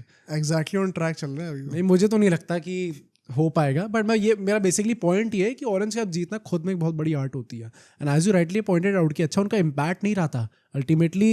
ही was the second fiddle in almost all the contributions. हाँ, और उसके बाद भी टॉप स्कोर वही निकला। ये चीज मैंने चैंपियंस ट्रॉफी की भी एक मैच में की थी, मैं भूल रहा हूँ कौन सा मैच था। आई थिंक पाकिस्तान वाला मैच था शायद, या हाँ, जब बाकी सारे प्लेयर्स ने एक ज्यादा इम्पैक्टफुल एक स्टैट था कि हाँ जिसमें हार्दिक पांड्या एंड में आके वो सेंचुरी वो एक स्टैट था उसमें कि विराट कोहली जितनी भी पार्टनरशिप्स में थे उसमें दूसरे बंदे ने पार्टनरशिप में ज्यादा रन मारे थे। एग्जैक्टली। और तब भी दिन के एंड पे सेंचुरी विराट कोहली थी। या मैच किसने जिताया? ये आर्ट होती है पता है बैटिंग की। वो बंदा नेल कर चुका है सेंचुरी मारने की आर्ट को। 150 थी उसकी T20s में। या भाई कुछ भी कह लो, पता है हाँ थोड़ा सा कभी कभी इरिटेटिंग भी होता है कि क्यों स्लो खेलना है। नेट बढ़ाओ ना, क्या जरूरत है? जब 13 बॉल पे 18 रन मार चुके हो तो 32 बॉल पे 33 तक खेलने की क्या जरूरत है? जब पर्टिकुलर आपको पता दूसरे एंड से वैसे ही टेस्ट मैच खेल रहे तो। लेकिन एट द एंड तो भाई करा 50 उसने। ओके 17 ओवर में मैच खत्म ही हो गया। या प्रॉब्लम ही नहीं है यहाँ पे। आई think that is why Virat Kohli will always be relevant, जो हमने पहले भी कहा था T20s। रोहित शर्मा के पास स्पेसिफिकली ये वाली आर्ट नहीं है कि आपको कैसे वो रोहित शर्मा तो भाई अभी बात अभी करनी है। पर भाई मतलब जो लोगों को लगता है कि स्पेशली मेरे लिए कि मैं आरसीबी और विराट कोहली हेट करता हूँ और रोहित का फैन हूँ, आज आपको पॉडकास्ट में कुछ अलग ही दिखेगा क्योंकि इट्स हाई टाइम नाउ। पर अल्टीमेटली देखो पर्टिकल भी भाई एक टाइम पे 15 बॉल पे 16 रन थे, वो क्या करे मेरे को समझ में नहीं आता। विराट कोहली का मुझे समझ में आता है, but particle what are you doing? मतलब वही आई थिंक इस इतनी थोड़ी सी जो स्टिकी स्लगिश विकेट थी, जैसी उनको थोड़ा सा टाइम मिल गया एंड प्लस ऑब्वियसली प्रेशर नहीं था ना गेम का, उसके बाद उन्होंने थोड़े बहुत शॉट्स खेलने स्टार्ट करे and finished off with a decent strike rate. एक चीज मैं ये भी कहूंगा लास्टली कि सैमसन के लिए भी आई थिंक आज बॉलर्स का रोटेशन थोड़ा ऑफ था। मतलब मुझे बीच में आता 10 से 15 ओवर के बीच में रियान पराग से ओवर कराया गया था। What was the need? आपके पास थी शाना हसरंगा, सबके ओवर्स बचे हुए हैं। उसके बाद हमने कितने सारे कैप्टन से देखा, हमने GTLSG के मैच में गिल की बात करी थी कैसे व्हेन ही रियलाइज कि गेम हाथ से निकल रहा है उन्होंने अपने सारे मेन बॉलर्स के ओवर 10 से 15 ओवर के बीच में फिनिश करा दी सारे कि एटलीस्ट मैं अपनी तरफ से हमारी टीम को बेस्ट चांस दूंगा, डीप नहीं लेके जाऊंगा गेम को। अभी मुझे विकेट चाहिए तो मैं अभी सारे बेस्ट बॉल्स को लेके आ रहा हूँ। सैमसन गेम को डीले करके कर क्या लेते वहाँ पे? रन बॉल खेलना था उनको वहाँ से। आई थिंक कैप्टेंसी थोड़ी ऑफ थी यहाँ पे एज अपोज टू रजत पाटिल। मतलब विकेट टेकिंग ऑप्शंस आप लेके जाते तो ज्यादा अच्छा रहता। उसमें भी वो रियान पराग ने last ball down the leg side I थी, बड़ा आराम से चौका मिल गया था पर्टिकल को वहाँ पे। पूरा गेम मतलब 10-11 रन आ गए और मैं पूरा मोमेंटम चला गया वहाँ से। So I think once again थोड़े से tricky decisions थे, but overall RCB maintaining their 100% record at home and at away grounds also. 100% loss and 100% win confirmed अभी तक वो। तो at least they're making the most out of their away games. RR on the other hand भाई मतलब once again इतनी mediocre performance थी ना, मैं क्या I think 2 मैचेस अब अगेन भाई आपको सेटबैक मिल गया जहां मैं लग रहा था कि अच्छा 2 matches they have। Are we surprised? हाँ वही मतलब I think 2 टीम ने सरप्राइज करा अभी तक, LSG ने अच्छे तरीके से और CSK ने बुरी तरीके से। हाँ मतलब RR के साथ प्रॉब्लम ये है कि आप अपना बेस्ट टेम्पलेट लेके जाओगे ना तो भी ऑन दैट डे शायद you will be the weaker team in general, तो आप हार ही जाओगे मैच को। बहुत बुरा हाल तो वही है मतलब वही जो लोग कहते हैं कि 60-70% of the IPL is one in the auction, वही हमें RR के साथ देखने को मिल रहा है। Let's come to the last game, DC versus MI, perhaps the most entertaining one, या फिर पंजाब और SRH वाला। ठीक है, hard to argue against, but ये भी मतलब काफी तगड़ी एंडिंग हुई है इस मैच की और इतना बड़ा ट्विस्ट है जो कि होना चाहिए नहीं था। बॉटल जॉब दिल्ली ने फाइनली कर दिखा दिया, अपना रंग दिखा दिया घर आते ही। तो आई थिंक डिजर्विंग में था यार, मतलब हार्दिक पांड्या के लिए बहुत टाइम से लग रहा था कि कब जीतेंगे वो।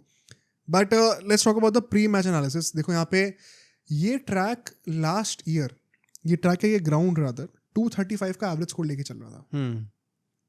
जब पिच की रिपोर्ट आई थी ना, देखकर ही लग रहा था कि ये पिच वैसी नहीं होने वाली। जो क्रैक्स दिख रहे थे प्लस एक जो मैट फिनिश होती है ना, जैसे हम लोग गाड़ियों को देखते हैं ना कि मैट फिनिश और ग्लॉस फिनिश, चमकीला एकदम, चमकीला बिल्कुल भी नहीं था।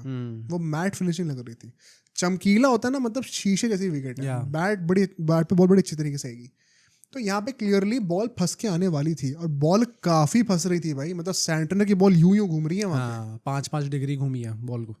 और विपराज को तो उन्होंने स्टंप करा, कितनी बॉल घूमी थी वो।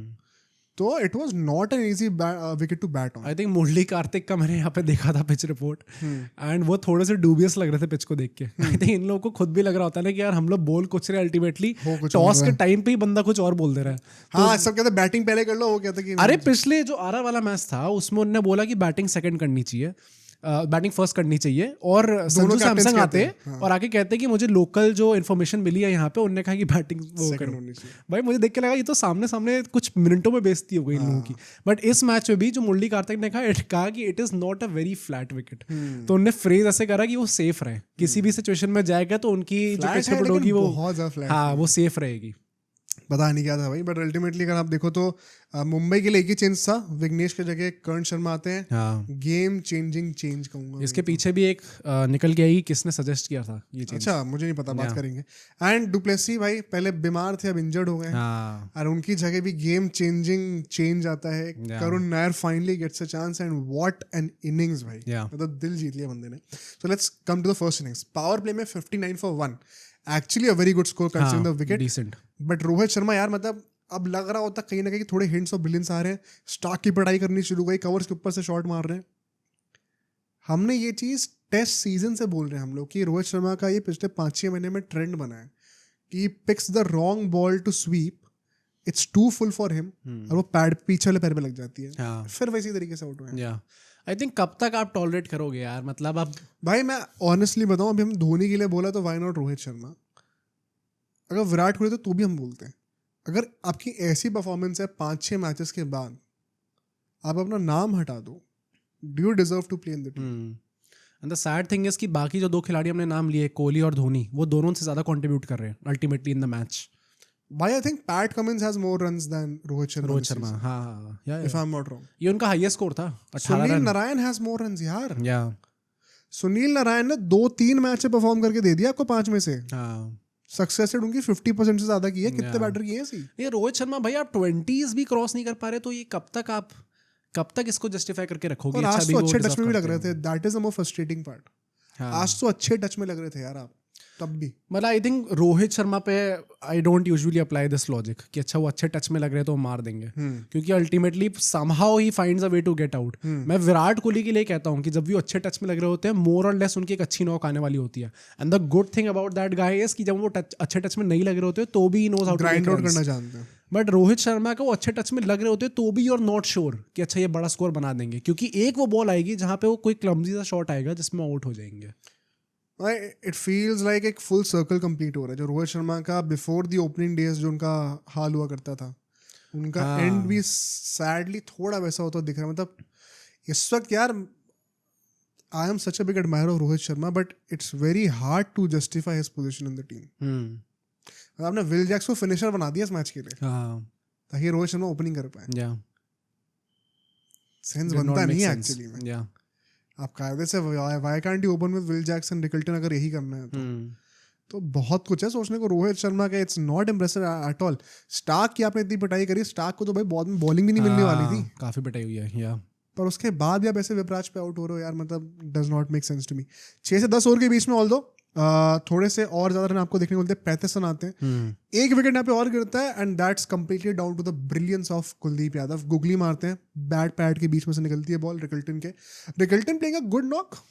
आई थिंक सो अच्छा खेला, क्योंकि 1-2 नॉक उन्होंने भी डिसेंट खेले, वो केकेआर अगेंस्ट खेला था। हाँ, एंड दैट इज व्हाई सबसे ज्यादा कंसर्निंग यही है कि रोहित शर्मा का एक भी नॉक वैसा नहीं है। बाकी लोगों ने कहीं ना कहीं हेरे अंदर खेल लिया। आई थिंक विल जैक्स अभी बचे हैं जिनने एक नॉक वैसा खेला नहीं है, ऑल्दो उनको बीच में ड्रॉप वॉप भी करा गया था। हाँ, तो उनको हम वो लेवरेज दे सकते हैं। बट आई थिंक रिकल्टन का एक्सपेक्टेशंस तो हैं उनसे कि अच्छा परफॉर्म करेंगे, प्लस एक मेन विकेट कीपिंग जॉब उनको दे दी गई है।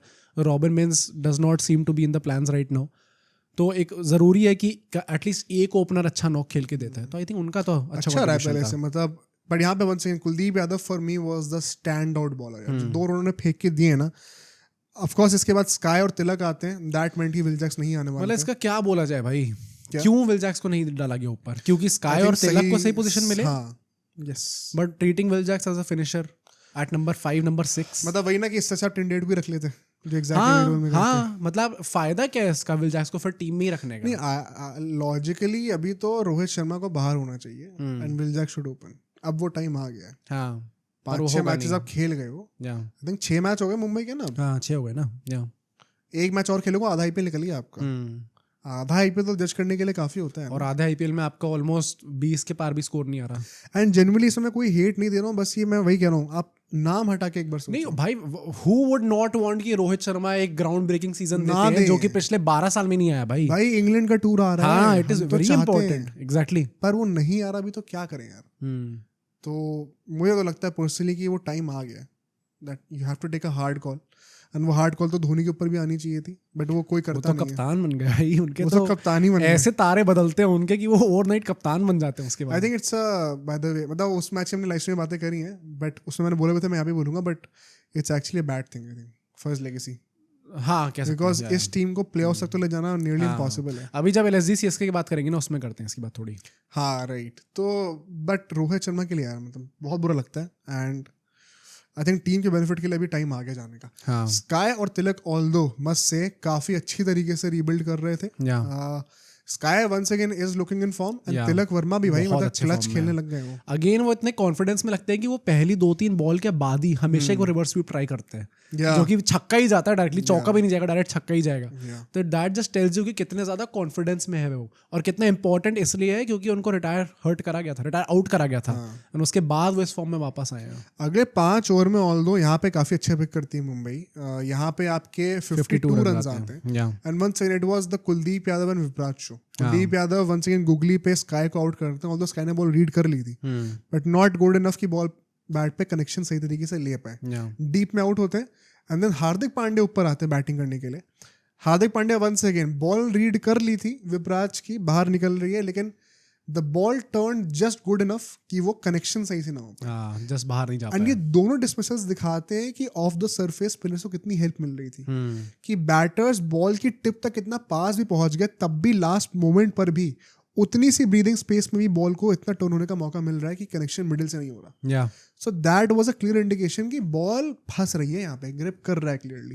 एंड हार्दिक पांड्या का जल्दी आउट होना meant a lot of responsibility on Namandhir, because you can not expect Will Jacks to be a great finisher like right away. Plus मतलब भाई आप कितना भी कह लो, विपराज निगम जिस तरीके का कंट्रीब्यूशन इस दिल्ली टीम में लेके आ रहे हैं भाई, 2 विकेट बड़े क्रूशियल. हर मैच वो बंदा विकेट ले रहा है, ऑलमोस्ट 2 विकेट्स एवरी मैच. तो आप कभी भी पार्ट बॉलिंग कर रहे हैं यार, पार्ट में बॉलिंग कर रहे हैं, देख के लग रहा है कि मतलब अच्छा अक्षर पटेल और कुलदीप यादव है, बट साथ में विपराज निगम तुम भी ये नोटिस करो, विपराज के आने के जब से अच्छा खेलना शुरू करा है, अक्षर पटेल की बॉलिंग की डिमांड कम हो गई है. एग्जैक्टली. खुद ही नहीं कर रहे हो ज्यादा, खुद नहीं करा देती है bowling, because wicket taking option अगर मेरे पास है तो मैं खुद बॉलिंग क्यों करूं. तो कुडोस टू अक्षर पटेल ऑल्सो कि अपनी ईगो साइड में रखी, बिकॉज इंडिया के लिए खेलना है तो लाइमलाइट में रहना पड़ता है as an allrounder. Is thinking about the team and Vipraj completely living up to the expectations. In fact उनके 4 ओवर खत्म करा दिए जाते हैं 15वें ओवर तक. एंड आखिरी के 5 ओवर के लिए देखो, मोहित शर्मा का 1 ओवर हुआ था अब तक, उसमें 13 रन खा चुके थे वो. सो काफ़ी ऑप्शंस थे. मोहित शर्मा के तो 3 ओवर अवेलेबल थे. एंड अल्टीमेटली वहीं पर मुझे लगता है थोड़ा सा मात भी खाए वो लोग, बिकॉज आखिरी 5 ओवर में 61 रन आते हैं. बहुत ही अच्छा एक्सेलरेशन था. तिलक वर्मा ने तो जो बैटिंग करी सो करी, लेकिन नमनदीर ने जो कैमियो खेला है भाई, मतलब बहुत ज़्यादा इंपॉर्टेंस थी उस टाइम पे, क्योंकि ऑलवेज न्यू कि भाई सैंडर नीचा के बहुत ज़्यादा कुछ कंट्रीब्यूट नहीं कर पाएंगे. I disagree. I think underrated hitter भाई, अंडररेटेड है, बट मतलब T20s में, आईपीएल में इतना सैंपल साइज नहीं है. सीएसके में कई बार उन्हें खिलाते ही नहीं थे. तो batting side don't know what to expect right now. Although मतलब पिछले कुछ फेजेस में ही, पिछले कुछ मंथ्स में उनका जो ट्रांजिशन हुआ है, कि वो उनको कप्तानी भी सौंप दी गई है न्यूजीलैंड की. Obviously you can expect those things, but it was important for a guy like Namandhir, जिन पे लोग सवाल उठा रहे थे कि भाई नेहल वडेरा को ही आप लोग रख लेते.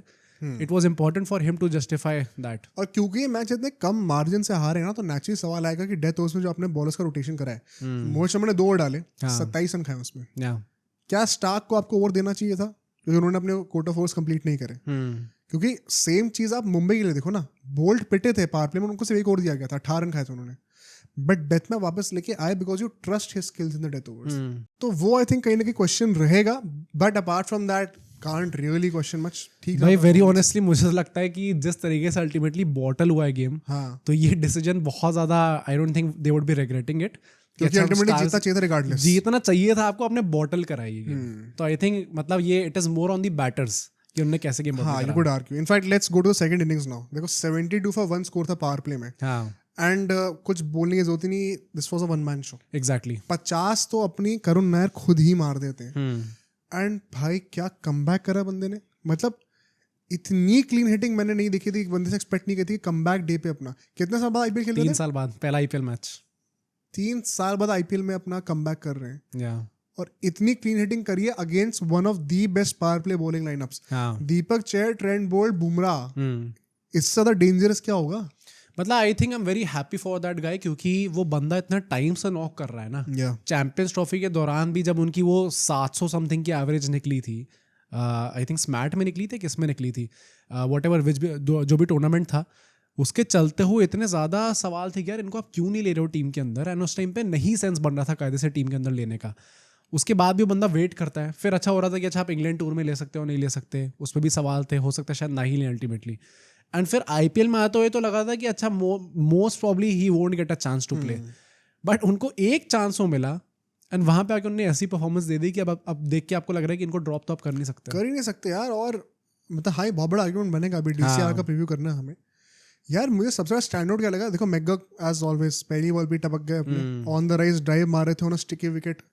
बेसिक क्रिकेटिंग स्कूल एरर है यार ये. भाई उनके भी 5 मैच हो गए, अब 5 मैच पर तो स्कूल बॉय एरर था यार. आपको पता है स्टिकी विकेट पे ऑन द राइज आप ड्राइव नहीं मार सकते, आप हाथों में 2 कवर्स के, वही फिर भी मार दी. बट करुण नायर ने यार ट्रेंट बोल्ट की तो लाइन खराब कर दी थी. वो डाउन द लेग साइड पंजा दे दिया उन्होंने, इतना अनसेटल कर दिया उनको. और बुमराह की आप स्लो डिलीवरीज हाथ से रीड करके मिड ऑफ के ऊपर से छक्का मार रहे हो, तो आप कितने अच्छे टच में हो गए. आई ओनली वंडर भाई. ये स्टैंड आउट पॉइंट था मेरे लिए पावर प्ले का. I think Bumrah also got a bit agitated.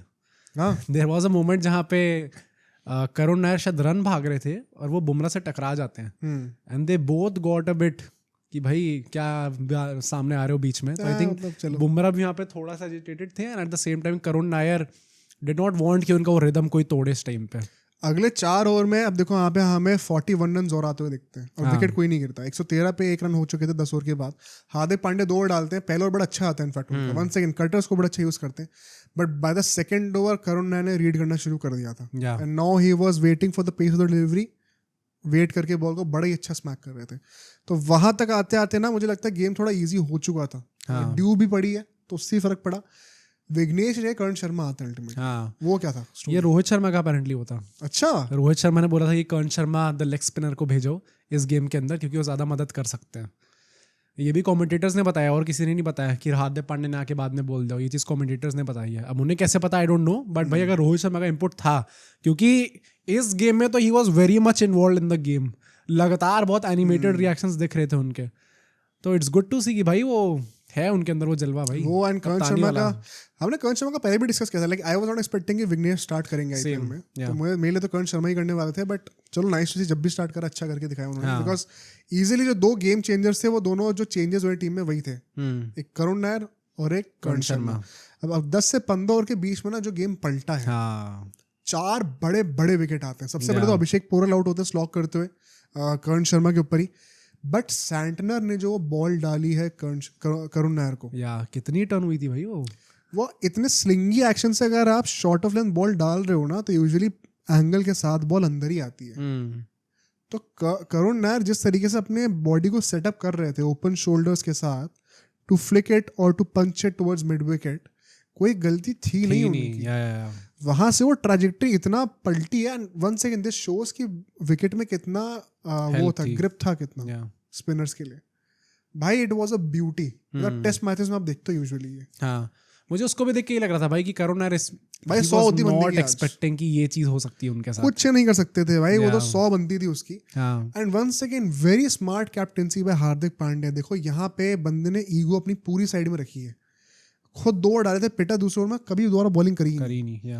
Trust his main guys, recognise करा कि 1-2 विकेट अभी गिर गए हैं, यहीं पे गेम जगड़ सकते हैं. तुरंत बुमराह को वापस लेके आए वो. यूजुअली आप बुमराह के 2 ओवर डेथ में बचाना चाहोगे, तुरंत वापस लेके आए और उन्होंने अक्षर पटेल को आउट कर दिया. वन सेकंड बुमराह ही कर सकते हैं विद दिस एक्शन, बिकॉज उसमें आपकी लो फुल टॉस भी रीड नहीं होती. अक्षर पटेल बिल्कुल बॉल को रीड नहीं कर पाए, टुल्ला दे दिया हाथों में. एंड देन वन सेकंड उसके बाद हम देखते हैं कर्ण शर्मा ट्रिस्टन स्टब्स को आउट करते हैं, if I remember correctly. And 3 wicket उनके हो चुके थे अभी तक. भाई सिंगल हैंडेडली गेम यहाँ से मुंबई के फेवर में वो ले आए थे। मतलब 10 ओवर के बाद जहां पे डीसी एक टाइम पे 113 पे एक विकेट गए हुई थी, 15 ओवर के बाद 158 फॉर 5 हो चुकी थी, एंड उसके जब 5 विकेट गिर जाते हैं इट इज ऑलवेज मतलब you are kind of in a defensive situation. फिर वो परहैप्स किलिंग मोमेंट जो था वो केएल राहुल का जो विकेट गया है हाँ 16th ओवर में, मतलब वहां से जिता सकता था अगर कोई आदमी। आई वुड स्टिल से 2 लोग थे अक्रॉस द लाइन। मुझे लगता है खेलने का सेंस था नहीं जब आपको पता थी टर्न हो रही है तो। बस मतलब एक अच्छा मौका था आपके पास कि यहाँ पे मतलब लास्ट के 5 ओवर में गेम आप आराम से जिता सकते हाँ अगर रुकते विकेट पे तो आई थिंक वो एक अपॉर्चुनिटी मिस कर दी उन्होंने। But I would still say कि 2 लोग थे जो मुझे लग रहा था जिता सकते हैं, एक केएल राहुल और एक आशुतोष शर्मा। बट आशुतोष शर्मा जिस तरीके से आउट हुए भाई, उससे पहले भाई सैंडर ने very clever bowling 1 second Vipraj को रखने का स्टेप आउट कर रहे हैं, छोटी पटकी बॉल वो भाई पिच के बाहर खत्म होने वाली थी, वो इतनी वाइड थी वो। Very clever bowling by Sander.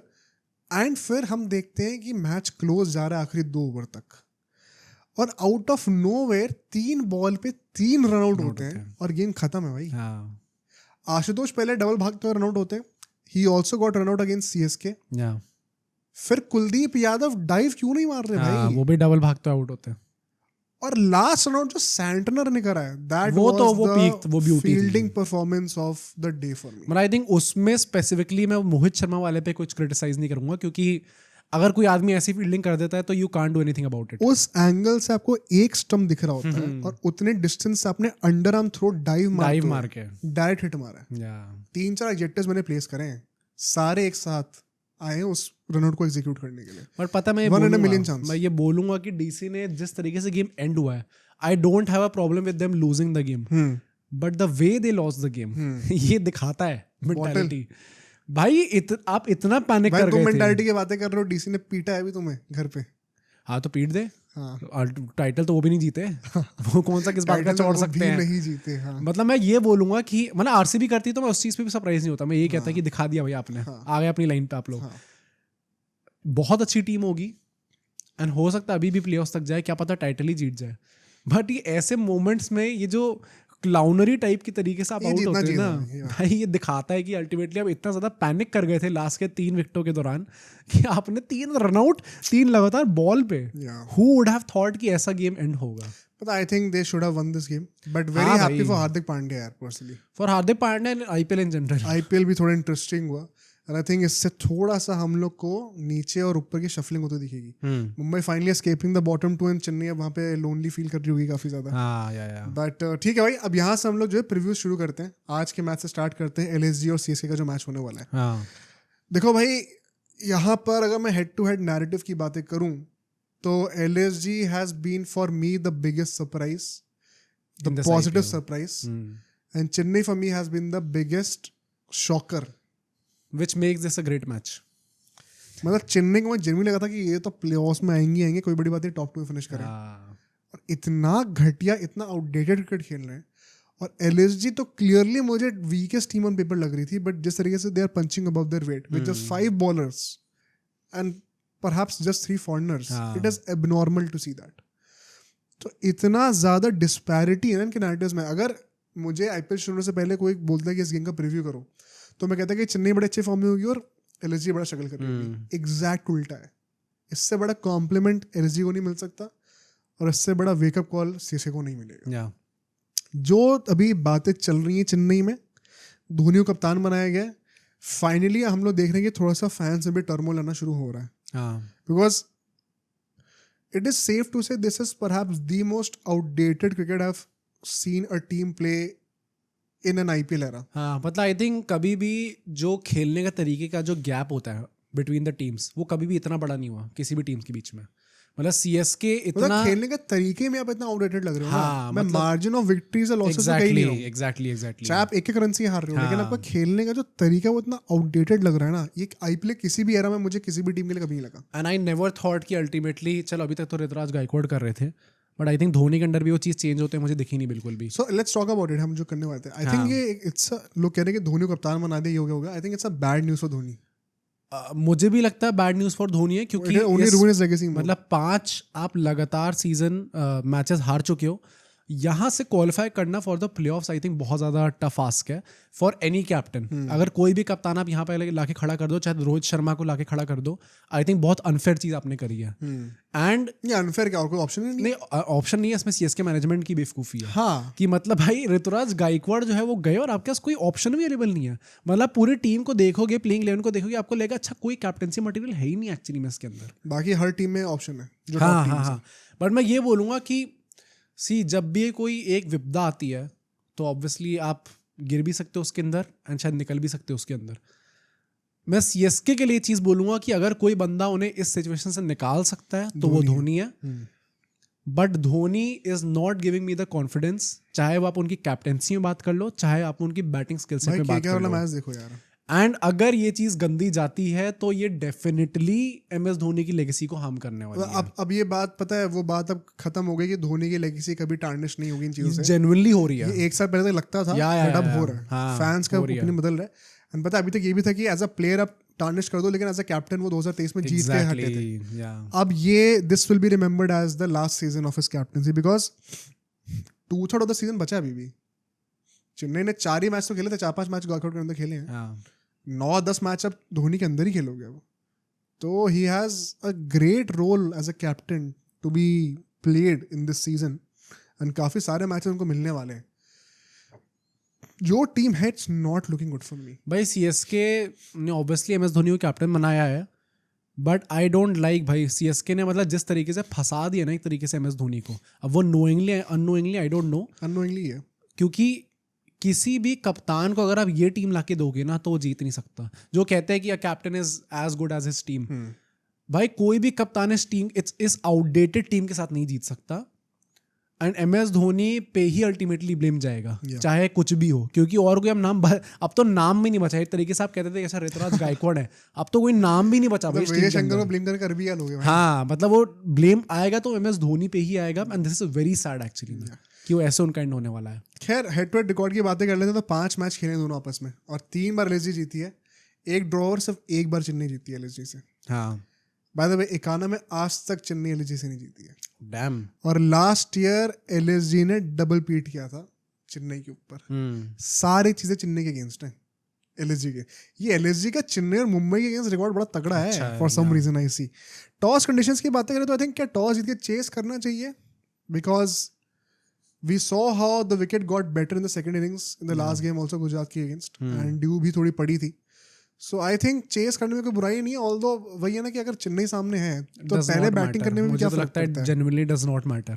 पर अब तो चेन्नई ने पहले बैटिंग करके और बेइज्जती करा ली, क्या करें? मैं वही कह रहा हूँ कि it does not matter। LSG would be thinking कि भाई जीत ले, भाई जितना जीतना है जीत ले टॉस, और फिर डिसाइड कर लो जो तुम्हें करना है, क्योंकि जीतना तो अल्टीमेटली हमें। irrelevant टॉस भाई, वो बैटिंग फर्स्ट में भी जीत जाएंगे, वो बैटिंग सेकंड में भी जीत जाएंगे। पूरन जैसे टाइप का खिलाड़ी, मतलब he is probably 100 times better than any other CSK player right now। आस पास भी कोई बंदा नहीं आता उस स्ट्राइक रेट के। मतलब आदमी अपने वाइल्डेस्ट ऑफ ड्रीम्स में नहीं सोच सकता कि मैं 250 के स्ट्राइक रेट से 80 रन मारूंगा आज के टाइम पे। वो वैसी हालत है। कोहली को आइडलाइज करो भाई, अभी तो तुम लोग पहले कोहली की स्ट्राइक रेट पहुंच जाओ, फिर कोहली की स्ट्राइक रेट पहुंचना। एग्जैक्टली। बट खैर चलो प्लेइंग 11 स्ट्रेटजी की बातें करते हैं। देखो एलएसजी की बातें करें हम लोग, अगर मार्च वापस आते हैं तो भाई बहुत ही अच्छी बात है, नहीं तो आई थिंक हिम्मत सिंह के साथ कंटिन्यू कर सकते हैं। एंड अगर वो कंटिन्यू करेंगे I think Pant should still open. वो मैं कोई डिबेट नहीं करने वाला हूँ इस पे। I also explain in the live stream how Pant का बुरा form actually brought out the best out of Markram, which is a blessing in disguise. So Pant को ओपनिंग में एक और मैच देना चाहिए फॉर श्योर। बॉलिंग में क्वेश्चन होगा कि क्या आपको जो पिछली बार बॉलिंग दिखी थी, शार्दुल, आवेश, आकाशदीप, दिग्वेश, विष्णु, ये 5 बॉलर्स थे प्लस मार्करम से बॉलिंग करी, दैट्स अ गुड चॉइस। क्या इन्हीं 6 ऑप्शन से कंटिन्यू करना चाहिए या फिर आपको आकाशदीप की जगह पर प्रिंस को वापस चांस देना चाहिए? ये एक जेन्युइन शाउट है and I can consider this also. I think Akashdeep अभी इंजरी से वापस आए हैं and he is obviously one of their main bowlers, तो नॉट लुकिंग वेरी इंप्रेसिव। हाँ, ऑब्वियसली नहीं लग रहे, बट अभी वही क्या 2 मैच खेले उन्होंने इंजरी के आने के बाद से। हाँ, तो मतलब प्रिंस तो एक ही मैच के बाद आपको निकाल दिया था। हाँ, बट वो यंगस्टर है ना, तो it is always going to be an unfair battle for him. मतलब मैं ऑब्वियसली अगर आप मेरिट पे जाओगे तो आपको प्रिंस को ही खिलाना पड़ेगा। आई एम जस्ट सेइंग कि Akashdeep is a more proven player and obviously वो इंजरी से वापस आए हैं तो दे वुड बी थिंकिंग कि यार अच्छा इन्हें बैक करते हैं, specifically when the results are going your way. मतलब मुझे लगता है कि प्रिंस को सही मौका लाने का वापस, इजी टीम इजी मैच अभी है, easy team with all do respect, तो अभी अच्छा चांस है, प्लस कटर्स उनकी काफी यूजफुल होंगी इन माय ओपिनियन। चेन्नई के लिए आई थिंक क्या सेम टीम अभी तो चेंज क्या ही चेंज हो सकता है, तो कर भी नहीं सकता, मतलब इनके बेंच में ऐसा कौन सा खिलाड़ी है जो आप कह दोगे अच्छा ये गेम चेंजर बन जाएगा। बट स्ट्रेटेजिकली मैं 2-3 चीजें बोलूंगा। एक तो आई थिंक दुबे का जो बेस्ट निकल के आया चेन्नई के लिए वो नंबर 3 पे था। Make him bat as high as possible. अब आप राहुल त्रिपाठी को नीचे पुश नहीं कर सकते तो फिर आप दुबे को एटलीस्ट नंबर 4 पे तो खिलाओ, बट नंबर 5 नंबर 6 पे आने का सेंस मुझे समझ में आता क्या करना चाहते हो आप। सेकेंडली ये जो ड्रामा है ना पूरा, अश्विन को हम नंबर 6 पे करा देंगे, विजय शंकर को नंबर 4 पे करा देंगे, सब बंद करो। धोनी से बोलो नंबर 5 नंबर 6 पे, टेक रिस्पॉन्सिबिलिटी नो। अब हो गए भाई, if it means to that extent कि अगर मैंने इस साल ऊपर बैटिंग करी तो मैं अगले साल से बिकॉज ऑफ माई आईपीएल नहीं खेल पाऊंगा, सो बी इट। अब पता है बात इज्जत की आ गई है।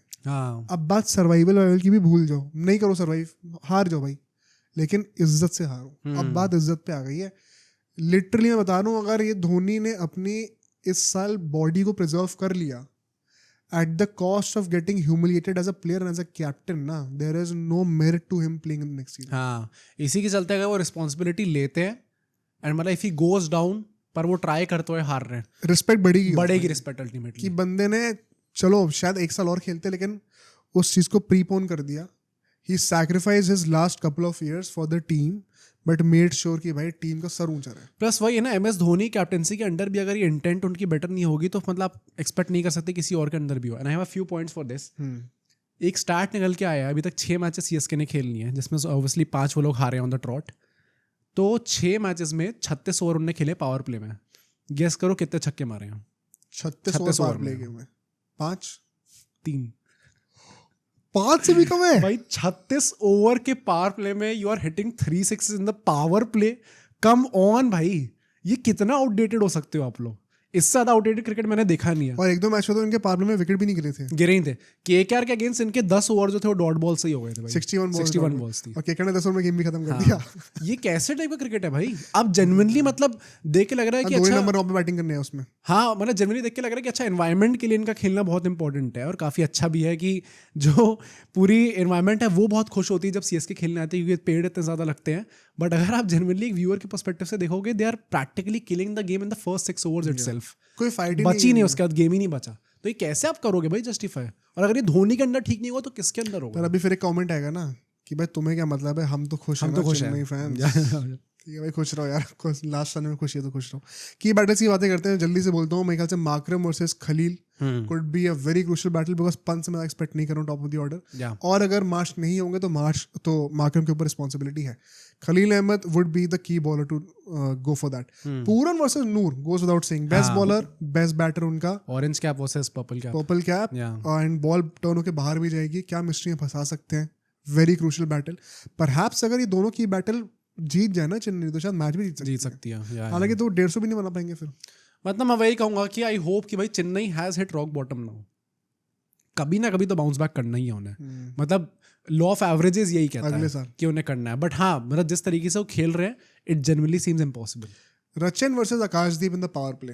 आकाशदीप has not looked at his best, Rachin को he has to exploit that भाई। ये रचिन भी टेस्ट मैच खेलने लग गए, मतलब it's very sad to see. And lastly Dube versus Digvesh, ये मैं देखना चाहता हूँ। भाई दुबे अकेला सा बंदा लगता है जो फिर भी छक्का मार सकता है, और तो क्या लगता ही नहीं टीम में। दिग्वेश टेम्प्ट कर सकते हैं वहाँ पे with his variations. But prediction की बातें करें, आई थिंक क्या LSG, I think so LSG है। कोई सरप्राइज नहीं। सबसे ज्यादा इजी गेम्स प्रेडिक्ट करना आई थिंक CSK अगेंस्ट ही हो गए हैं। ये सबसे ज्यादा ह्यूमिलिएटिंग फैक्टर भी है उनके लिए।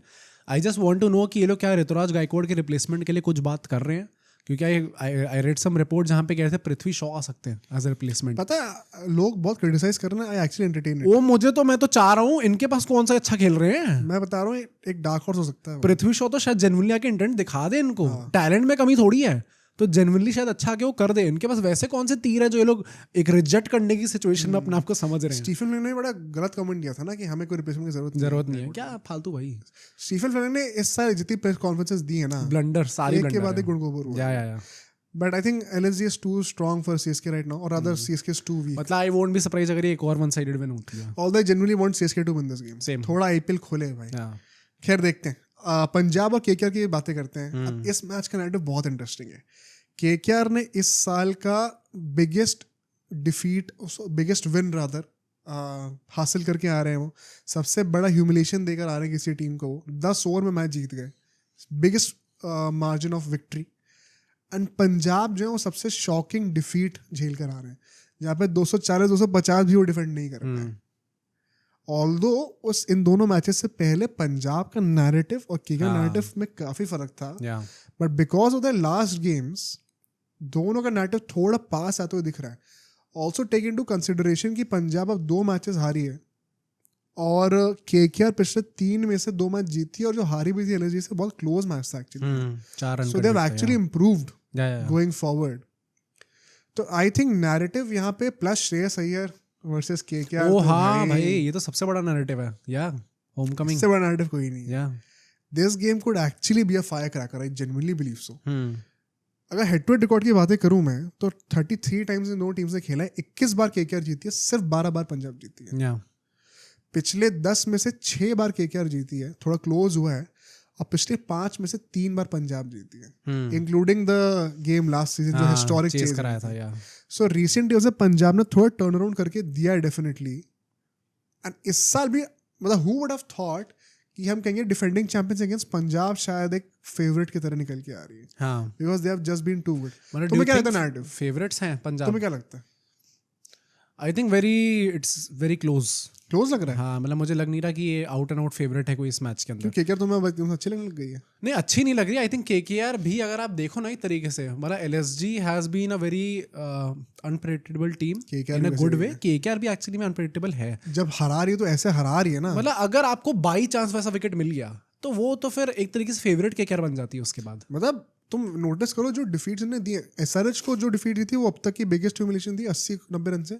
Then they surpass that with CSK. तो लिटरली मतलब अगर तुम थोड़ा सा भी हेल्प दे दोगे स्पिनर्स को तो KKR looks like a completely different team. And then RCB के अगेंस्ट वन साइडेड हारे थे, और फिर एमआई के अगेंस्ट एकदम ही वन साइडेड हारे थे। तो बहुत अनप्रेडिक्टेबल है।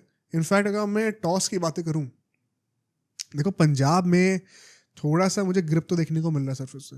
सो क्लियरली अगर ये लोग थोड़ा सा भी हेल्प देंगे ना स्पिनर्स को, केकेआर गेम में बहुत अच्छी तरीके से आने वाली है। एक टेम्पटेशन पंजाब के लिए होगी कि मैं एक सपाटा विकेट बना दूं जहां पे हम पहले बैटिंग करके काफी स्कोर खड़ा कर दें। द प्रॉब्लम इज केकेआर की बैटिंग में भी काफी अभी दिखा दिया उन्होंने, और वो मोइन लेकर खिलाएंगे। They almost chase 240 exactly. तो मतलब पंजाब, एसआरएच एंड केकेआर, ये 3 टीम्स अभी मुझे लगता है ऐसी हैं जो कि टॉप नॉच T20 बैटिंग करके दिखा रही है। और एक्चुअली में अगर आप देखो तो कौन है एलएसजी, हाँ कैसे तो, लेकिन it is reliant on 2-3 players heavily. Chennai आती नहीं कॉन्वर्सेशन है, मुंबई ने अभी तक वो एक्सपोजिविटी दिखाई नहीं है। गुजरात तो क्लियरली वो तो पावर प्ले में ही वैसे शुरू नहीं करते, तो उनका वो टेम्पलेट ही नहीं रहा है। RR is no very close. और कितनी टीम बची है खास? DC clearly not that way, McGurk नहीं चल रहा बिल्कुल भी। ये 3 टीम आती है मेजरली जो कि वैसा कर सकती है, तो पंजाब के लिए इतना आसान होगा नहीं। हाँ, मुझे भी ये लगता है भाई कि मतलब अल्टीमेटली अगर कोई टीम वो कैपेबिलिटी रखती है कि वो इतना हाई स्कोर्स बना सके या फिर इनफैक्ट चेज भी कर सके, तो यही टीम्स हैं। 2-3 टीम है, पंजाब, एसआरएच, केकेआर, यही सब है। तो इतना आसान होगा भी नहीं कि मैं बैटिंग फर्स्ट करके कॉन्फिडेंटली बोल दूं कि मैं जीत जाऊंगा, स्पेशली का विकेट स्टिक कर रही है तो। आई डोंट नो, ये टॉस बड़ा मतलब it's a good toss to lose I believe. मतलब बहुत ज्यादा डिपेंड करेगा पिच कैसी है आई थिंक, एंड उसके बाद ही एग्जैक्टली बताया जा सकता है कि टॉस जीतना इंपॉर्टेंट होगा या फिर मतलब दोनों मैच पहले बैटिंग करके जीता गया। जब पंजाब ने चेन्नई अगेंस्ट पहले बैटिंग करी और फिर जब राजस्थान ने पंजाब के अगेंस्ट पहले बैटिंग की थी, तो वही जीती है टीम्स। हाँ राइट, कह सकते हो उतना ज़्यादा कॉन्सिक्वेंशियल ना हो टॉस। मतलब आई जेन्युइनली थिंक सो कि इस टॉस में काफ़ी कुछ देखने को है, क्योंकि अगर ड्यू भी पड़ रही है सेकंड इनिंग्स में थोड़ी सी भी, तो फिर स्पिनर्स का रोल भी कम हो जाएगा, तो केकेआर भी क्यों ही चाहिए वो, तो वही पहले बॉलिंग करना चाहेगी फिर। एंड पंजाब पहले बैटिंग करना प्रेफर करती है। ये भी शायद दोनों टीम्स खुश रहें। प्लेइंग इलेवन की बातें करते हैं, चलो। फर्गसन अगर बाहर हो रहे हैं, ओमरज़ई ही वापस आएंगे मेरे ख्याल से। हाँ, आई थिंक सो। ओमरज़ई आएंगे तो आई थिंक एक अच्छा ऑप्शन भी है, वो बैटिंग भी प्रोवाइड करते हैं। नंबर 9 तक बैटिंग दोबारा बढ़िया हो जाएगी इनकी बैटिंग वापस। मैं एक और चीज़ कहूँगा, यश की जगह आप विजय कुमार वैशक, या फिर अगर टर्न मिल रहा है तो हरप्रीत ब्रार को वापस लेके आओ। हरप्रीत ब्रार क्या एकदम से एक सवाल ये है कि क्योंकि केकेआर के लेफ्ट हैंडर्स बहुत सारे हैं, हाँ, उनको कमी नहीं है उस चीज़ की, और ऊपर नारायण भी है, तो शायद हरप्रीत ब्रार वहाँ पे थोड़ा न्यूट्रलाइज हो जाए, because now it is very clear कि हर टीम वो देखती है। चहल ऑलरेडी एक लेग स्पिनर है, तो अगर 2 आपको क्या ऐसे स्पिनर चाहिए, वो सोचने वाली बात है। Vijay Kumar Vyshak on the other hand, वो तो डेफिनेटली अगर आप हरप्रीत ब्रार को स्टार्ट नहीं करें तो भी एटलीस्ट विशक तो स्टार्ट करनी चाहिए। ये तो मुझे लगता ही लगता है। मतलब आई थिंक अगर यानसेन इतने अच्छे फॉर्म में नहीं है एंड काफी लोगों ने सवाल उठाए हैं कि ऑफलेट उनका फॉर्म कुछ खास अच्छा रहा नहीं है, तो ओमरज़ई अगर आ भी रहे ना तो आपकी इधर में बैटिंग नंबर 8 तक हो ही जा रही है।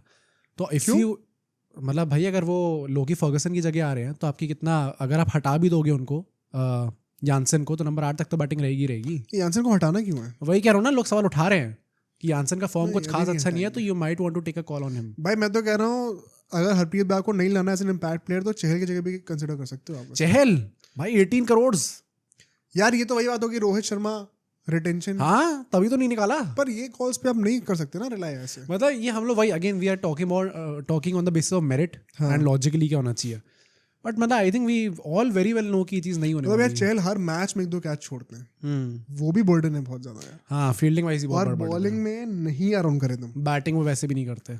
हरप्रीत बार थोड़ी बैटिंग भी कर लेते हैं, तो आई थिंक नेट पॉजिटिवली लेके आ रहे हैं अभी हरप्रीत बार अगर वो खेलते हैं चहल की जगह।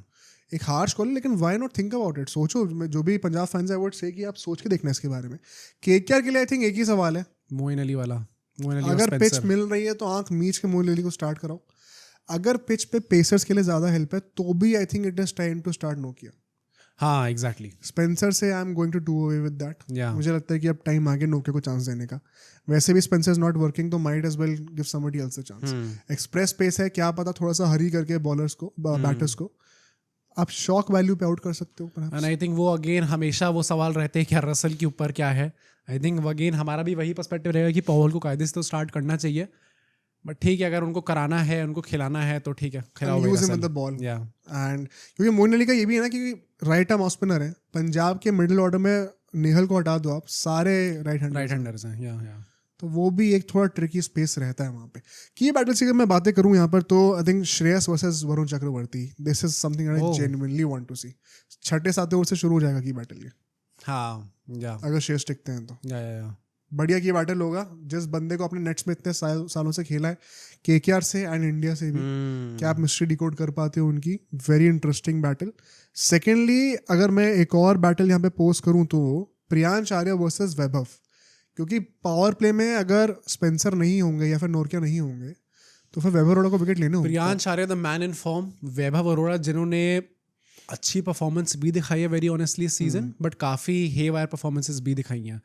तो कौन किसका बेटर ला सकता है? क्योंकि मतलब वैभव के पास अभी वो एबिलिटी है तो कि वो प्रियांश आर्या की गिल्ली उड़ा दे, and Priyansh Arya obviously is not that experience, तो वो उनके फेवर में नहीं जाती बात। अगर वो प्रियांश आर्या को आउट करते हैं तो किसी एक ओपनर को तो जल्दी आउट करना पड़ेगा, तो वही है। एंड सिमिलरली फिर मैं नारायण और अर्शदीप को पिच करना चाहता हूँ, क्योंकि Arshdeep is the only guy जो कि मुझे सेटल्ड लग रहे हैं पावर प्ले में पंजाब की तरफ से, एंड नारायण को यॉर्कर्स डाल सकते हैं। नारायण अगर चल गए तो फिर केकेआर को एक बहुत बड़ा हेड स्टार्ट मिल जाता है। प्लस मतलब वो जो इनका रिकॉर्ड चल रहा है कि पावर प्ले में यूजुअली विकेट्स नहीं आ रहे हैं, एटलीस्ट पिछले 3 मैचेस से तो नहीं आ रहे। बाई चांस अगर नारायण टिक रहा है पूरे पावर प्ले फिर तो रन मार ही रहा है ना भाई, 80-90 रन फिर टूटेंगे, बहुत बड़ी बात नहीं है। एंड लास्टली ये मेरे सबसे इंटरेस्टिंग की बैटल है Rahane versus Maxwell. One of the most underrated bowlers है अभी आईपीएल में। एक्चुअली में he is like a bowler to me right now. Rahane अगर उनको मिडिल ओवर्स में एक्सप्लॉइट करते हैं ना तो फिर प्रेशर होगा कि मैं चहल और स्टॉइनस से ओवर्स कंप्लीट करूँ, और वहाँ पे बॉलर्स का रोटेशन फंसेगा। तो वो क्योंकि अभी फर्गसन भी नहीं है टीम में, ओमर जैसे आप बहुत ज़्यादा बॉलिंग करा नहीं सकते। श्रेयस अय्यर को वहाँ पे डेफिनेटली इशू होगा। मैक्सवेल बहुत क्रूशियल होने वाले विद द बॉल। रहाणे अगर डोमिनेट कर गए ना तो फिर वो आदमी सोचने पर मजबूर हो जाएगा। प्रेडिक्शन भाई बहुत मुश्किल है इसकी। मुझे जेन्युइनली लगता है क्लोज मैच हो सकता है भाई। है क्या वन साइड मैच में नहीं दिख रहा है इसको। केकेआर की स्ट्रीक चल रही है ऑल्टरनेट वाली, तो अब भाई हारना चाहिए आधे से ये वाला मैच। हारना चाहिए, पता नहीं, आई जस्ट हैव अ फीलिंग।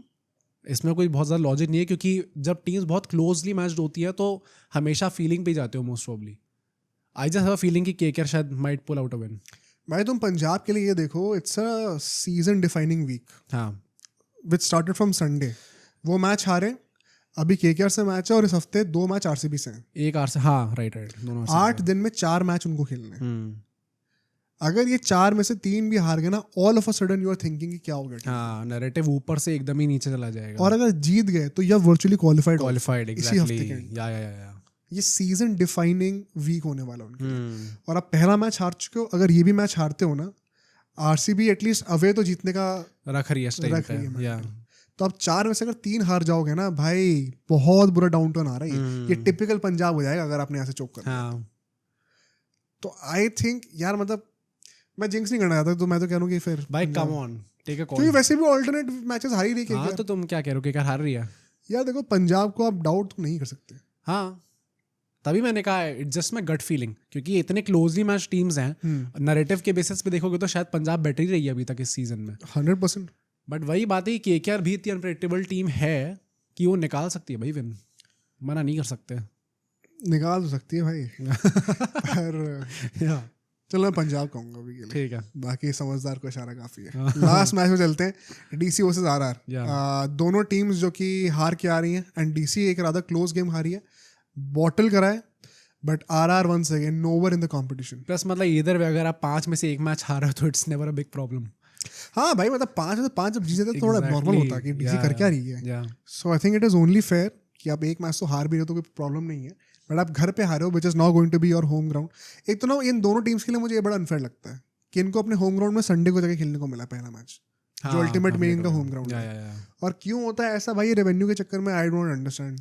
तो ये टीम्स हाँ भी क्यों कह देती हैं? तो मुझे लगता है कि एक घर पे खेलो अपना, लॉयल्टी बढ़ती है फैन बेस की, और आपको कंडीशन से वेलवर्स होने का टाइम भी मिलता है। ये आप अपने टाइम पे कुल्हाड़ी मारो एक तरीके से। आई थिंक वहाँ पे थोड़ी गलती करी इन लोगों ने, बट चलो ठीक है। Narrative wise of course DC is at the top, RR one of the bottom teams रही है, तो जमीन आसमान का फर्क है। हेड टू हेड रिकॉर्ड में भी देखो 29 में से 15 बार, 29 में 15 बार आरआर जीती है, 14 बार डीसी जीती है। हिस्टोरिकली बहुत क्लोज राइवलरी रही है इनकी। पिछले 10 में से 6 बार डीसी जीती है, 4 बार आरआर जीती है, तो थोड़ा उल्टा भी हुआ है। एंड ऑल्दो पिछले 5 में से 3 बार आरआर जीती है, 2 बार डीसी जीती है। ओके, ऊपर नीचे होता जा रहा है। हाँ। लास्ट ईयर जो है वो 5 जिंदल की कंट्रोवर्सी भी हुई थी सैमसन वाली, याद है? क्या हुआ था? जब वो कहते आउट है चिल्ला रहे थे, अच्छा हाँ स्टेडियम में से। तो मतलब थोड़ी राइवलरी ऑफ सॉर्ट्स है एंड बहुत क्लोज रहा है। पिछले 10 मैच का रिकॉर्ड लोगे तो थोड़ा पड़ला भारी आपका डीसी का लगता है, पिछले 5 का लोगे रिसेंट पंजाब पे रखता है, पंजाब नहीं आरआर का, थोड़ी आरआर तो आरआर का लगता है। So overall it's a very close rivalry, but इस साल का नैरेटिव बहुत अलग चल रहा है, बहुत, एंड गैप भी बहुत दिख रहा है दोनों टीम्स में। टॉस और कंडीशंस की बातें करेंगे, देखो कोटला में दोबारा मैच होगा, जो पिच हमें देखने को मिली, अगर ऐसी पिच दोबारा आ रही है, जेन्युइन क्वेश्चन है कि आपको चेस करना चाहिए कि नहीं, ऑल्दो ड्यू का फैक्टर था। हाँ मतलब जब बैटिंग आप सेकंड करोगे, आई डू थिंक कि वो, ऑल्दो यहाँ पे भी बॉटल कराएगा से जीतना चाहिए। हाँ मैं तभी कह रहा हूँ, बट देखो बॉल टर्न करिए, सारे जो भी विकेट्स गिरे हैं डीसी के, आपको ग्रिप देखने को मिल रहा था विकेट पे। हाँ मतलब आई थिंक उस चीज़ को एक्सप्लोर डीसी वैसे भी कर सकती है ना, दे हैव क्वालिटी स्पिनर्स, तो आई डोंट थिंक उसमें कुछ प्रॉब्लम आने वाली है। एंड अगर ड्यू आ रही है तो मतलब ये तो थंब रूल है ना पूरे T20s का, कि अगर ड्यू आ रही है you would want to chase in the match. But वही है ना बात कि अब देखो बॉल चेंज करने का ऑप्शन है, हाँ, प्लस अगर आप इतना स्कोर बना सकते हो 200-220 का पहले इनिंग में, कि फिर आपको सेकेंड इनिंग्स में चेस करने में जेन्युइन इश्यूज आ रहे हैं, तो may be batting first is not a bad option also. सोचने वाली बात है। I would still lean towards chasing a bit, exactly, but शायद बैटिंग पहले करने में इतनी बुराई नहीं, क्योंकि दोनों टीम्स के पास स्पिनर्स डिसेंट हैं। कुलदीप, विपराज, अक्षर, वहाँ पे हसरंगा और तीक्षाना, क्वालिटी तो है देखो, और फॉर्म भी सबका डिसेंट रहा है। तो आई थिंक अगर स्टिकी विकेट आती है तो दोनों टीम में से ऐसा किसी को एडवांटेज भी नहीं है। Toss could be a defining factor, हाँ, because the due factor perhaps I would still lean towards chasing a bit, but batting first may not be a bad option अगर आप एक high total post कर सकते हो। I say this more so for DC, I think RR अभी struggle कर रही है टॉप, वो वैसे भी हाई टोटल पता नहीं कर पाएंगे, नहीं कर पाएंगे, तो perhaps उनके लिए तो चेजिंग ही बेटर होने वाली है। प्लेइंग ग्राउंड की बातें करते हैं। डीसी के लिए देखो, अगर डुप्लेसी वापस आते हैं, विच आई डोंट थिंक अभी होने वाला है, अगर हाइपोथेटिकली आते हैं, अगर नहीं आ रहे तो सेम टीम है, तो बाहर कौन हो रहा है? अभिषेक पोरेल। एक मैच की बेसिस पे करुणा नहीं खेलेंगे भाई, अगर उसने वर्चुअली 100 मार दी इस मैच के अंदर, मतलब by far the best batter लगा इस पूरे मैच के अंदर, तो अगर उस बंदा वो ऐसी नॉक खेल के आ रहा है अगेंस्ट मुंबई इंडियंस, तो किस बेसिस पे आप बोलोगे कि अच्छा नहीं इसको नहीं खेलना चाहिए? आई थिंक वही एक ही सवाल था, एंड क्योंकि बाकी तो विनिंग कॉम्बिनेशन को क्यों, this is a blessing in disguise भाई। क्या मतलब कीपिंग तो केएल राहुल कर ही रहे हैं, अभिषेक पोरेल के वैसे कॉन्ट्रीब्यूशंस नहीं आ रहे थे अभी तक इस सीजन के अंदर, तो अगर आपको करुण नायर जैसा प्लेयर वहां पे मिल रहा है जो कि ऐसे टाइप की एक्सप्लोसिव नॉक्स मार सकता है and against quality opposition, against quality bowlers, तो why would you not want to have him? My answer is McGurk बाहर होने चाहिए। कायदे से in principle yes, but he was a retention. I think McGurk को बाहर होने का टाइम आ गया। That also opens up an opening slot for KL Rahul. हाँ कह सकते हो आप. करुण आराम से चापे बैटिंग कर सकते हैं. आई थिंक टीम का कॉम्पोजिशन बड़ा सेट हो जाएगा. हाँ कह सकते हैं आप. सोचने वाली बात है ये. आई थिंक मैगल को बाहर होना चाहिए कहने से. तो आरआर के लिए I think same team. Spin यहाँ पे का मिलेगी तो कुमार कार्तिक को खेलना बनता है, but strategically Nitish Rana number 3 खत्म कर दो अब ये नाटक. राणा को लेके आओ नंबर 3 पे. वंस अगेन 3 में से 2 स्पिनर्स ऐसे जिनकी बॉल टर्न होकर अंदर आएगी लेफ्ट हैंड के लिए. Why would you not want him to bat early in the order? Does not make sense. Plus either way अगर आपका नहीं जीत पा रहे हो आप लोग तो भाई at least stay consistent with the lineup with the batting order. तो अगर आप बार बार हर मैच में वो चेंज करोगे किसी को भी क्लैरिटी नहीं मिलने वाली. एंड दैट इज व्हाई इनके मिडिल ऑर्डर में कोई भी परफॉर्म नहीं कर रहा, इंक्लूडिंग हेटमायर. कोई भी परफॉर्म नहीं कर पा रहा. तो give them some clarity. I generally believe ये बहुत इंपॉर्टेंट डिसीजन है जो कि पूरा बैटिंग का रिजल्ट आपका बदल सकता है. आरा स्ट्रगल कर रही है बैटिंग में. की बैटल्स की बातें करते हैं. आई थिंक करुण नायर को मैं आर्चर के अगेंस्ट देखना चाहता हूँ पर्सनली. ओके हाँ अभी बुमराह को हमने देखा है, तोड़ा है. आर्चर को देखते हैं. या अभी सॉल्ट ने डिसमेंटल करा है बट पहले में स्ट्रगल कर रहे थे. इस क्वालिटी के अगेंस्ट प्लस इंग्लैंड भी जाना उनको अगर तो इंग्लिश बॉलर के अगेंस्ट थोड़ा सा आपको करके दिखा दिया जाए. काफ़ी अच्छा की बैटल रहेगा मेरे ख्याल से. KL Rahul versus Hasaranga. Hasaranga has been one of the leading spinners. Trump cards हैं उनके. केएल राहुल एक लेग स्पिनर पे ही आउट हुए इस मैच में भी. ही हैज़ टू परफॉर्म भाई.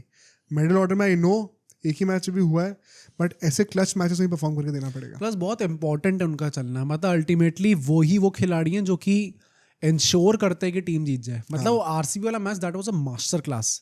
केएल राहुल की master class he stick to the wicket. One of the best hitting so far. हाँ अल्टीमेटली जब आप वो विकेट पे you would get used to the conditions तब आप मार सकते हो उस चीज को. वही उनने करके दिखाया है. तो उनका टिकना in the middle order is very important. Very important. Jaiswal versus Vipraj in the power play. अब जायसवाल से मुझे थोड़ी उम्मीद है कि वो लेग स्पिनर्स को डोमिनेट करना दिखाएंगे. वरना लेफ्ट राइट के चक्कर में रियान पराग को ऊपर भेज देंगे. कोई गारंटी नहीं है कि कौन कितना डोमिनेट कर सकता है उसको. So Jaiswal will have a huge responsibility on his shoulders. Samson से मैं कितना एक्सपेक्ट करूँ I am not sure at this moment. तो दिल्ली आ रहे हैं, एक्सपीरियंस रहा है दिल्ली में खेलने का. Maybe that will help. Archer I think बहुत ट्रबल करने वाले हैं उनको whenever he gets to play him. Samson को. सैमसन तो आर्चर तो सेम टीम में. क्या बोल रहे हो? सैमसन क्यों बोला तुमने अभी? सैमसन का मैं विपराज के लिए कह रहा हूं. अच्छा विपराज के लिए कह रहा हूं. क्या बोल रहे हो भाई? सैमसन का मैं कह रहा हूँ कि उनको दिल्ली में खेलने का एक्सपीरियंस है but I don't know what to expect exactly. So वो वाली बात आ जाती है. Lastly Riyan Parag versus Kuldeep Yadav. ये क्योंकि once again ball is turning into you. अगर आप इसको भी डोमिनेट नहीं कर पा रहे हो तो फिर आपका कोई और इजी ऑप्शन होगा नहीं. भाई रियान पराग का वैसे भी कहाँ ही अच्छा सीजन जा रहा है. And Kuldeep Yadav is coming of a very good game actually में. तो I don't no Riyan Parag इस चीज को टैकल कर पाएंगे या नहीं कर पाएंगे. I don't see him having a good game in this match. So I think Kuldeep Yadav के प्रो में ही जाएगी वो चीज. And what about the predictions lastly? I think tough है भाई ये वाला मैच भी प्रेडिक्ट करना. आरआर भी मतलब अगर हम लोग देखें तो एसआरएच वाली भी जो विन निकाली थी उनने, आई वाज नॉट एक्सपेक्टिंग कि वो कर पाएंगे. पंजाब वाली विन भी. बट एसआरएच भी उस टाइम पे इतने डाउन फेज में थी कि किसी ने एक्सपेक्ट नहीं करा था कि वो ऐसा टाइप का परफॉर्मेंस देंगे. आई वुड स्टिल से कि डीसी बाउंस बैक करेगी. एंड ये हमने कुछ पॉडकास्ट पहले डिस्कस करा था कि कैसे कोई भी एक जो होली ट्रिनिटी वाली टीम है वो एक बार हारती है मैच तो क्या वो कम बैक कर सकती है, वो सेम मेंटालिटी दिखा सकती है नहीं, उस पर क्वेश्चंस रहते हैं. आई डू थिंक डीसी में वो बात है इस बार. प्लस केविन पीटरसन ने काफी हेल्प करी है उनकी. I would go with a DC win. तो ये DC I don't think one sided होगा. तो आई थिंक शायद क्लोज जाए. हाँ स्टिकी विकेट है तो क्लोज तो हो सकता है. अगर पाटा विकेट होगी तो आउट बैट कर देगी टीम. बट स्टिकी विकेट में हमेशा प्लस हसरंगा और थिकशाना की टीम में है. तो चांस रहेगा. I would love for an RR win personally but DC भी बहुत स्ट्रांग लग रही है. But I think on that note काफ़ी हमने मैचेस कवर करें अच्छे पॉडकास्ट में. आप लोग जरूर बताइएगा आपको क्या पसंद आया, क्या आप और मैचेस के बारे में सुनना चाहेंगे. प्लस लाइव स्ट्रीम्स हम लोग करते ही रहते हैं. उसको भी ज्वाइन करिए. मेंबर्स ओनली भी करते रहते हैं हम लोग, जो मेंबर्स ओनली लाइव स्ट्रीम्स होती हैं. तो I think you would not want to miss out on that. And that is why मतलब मेंबर्स बनिए आप, हमें सपोर्ट दिखाइए. एंड बहुत जल्दी आपसे मिलते हैं अगले पॉडकास्ट.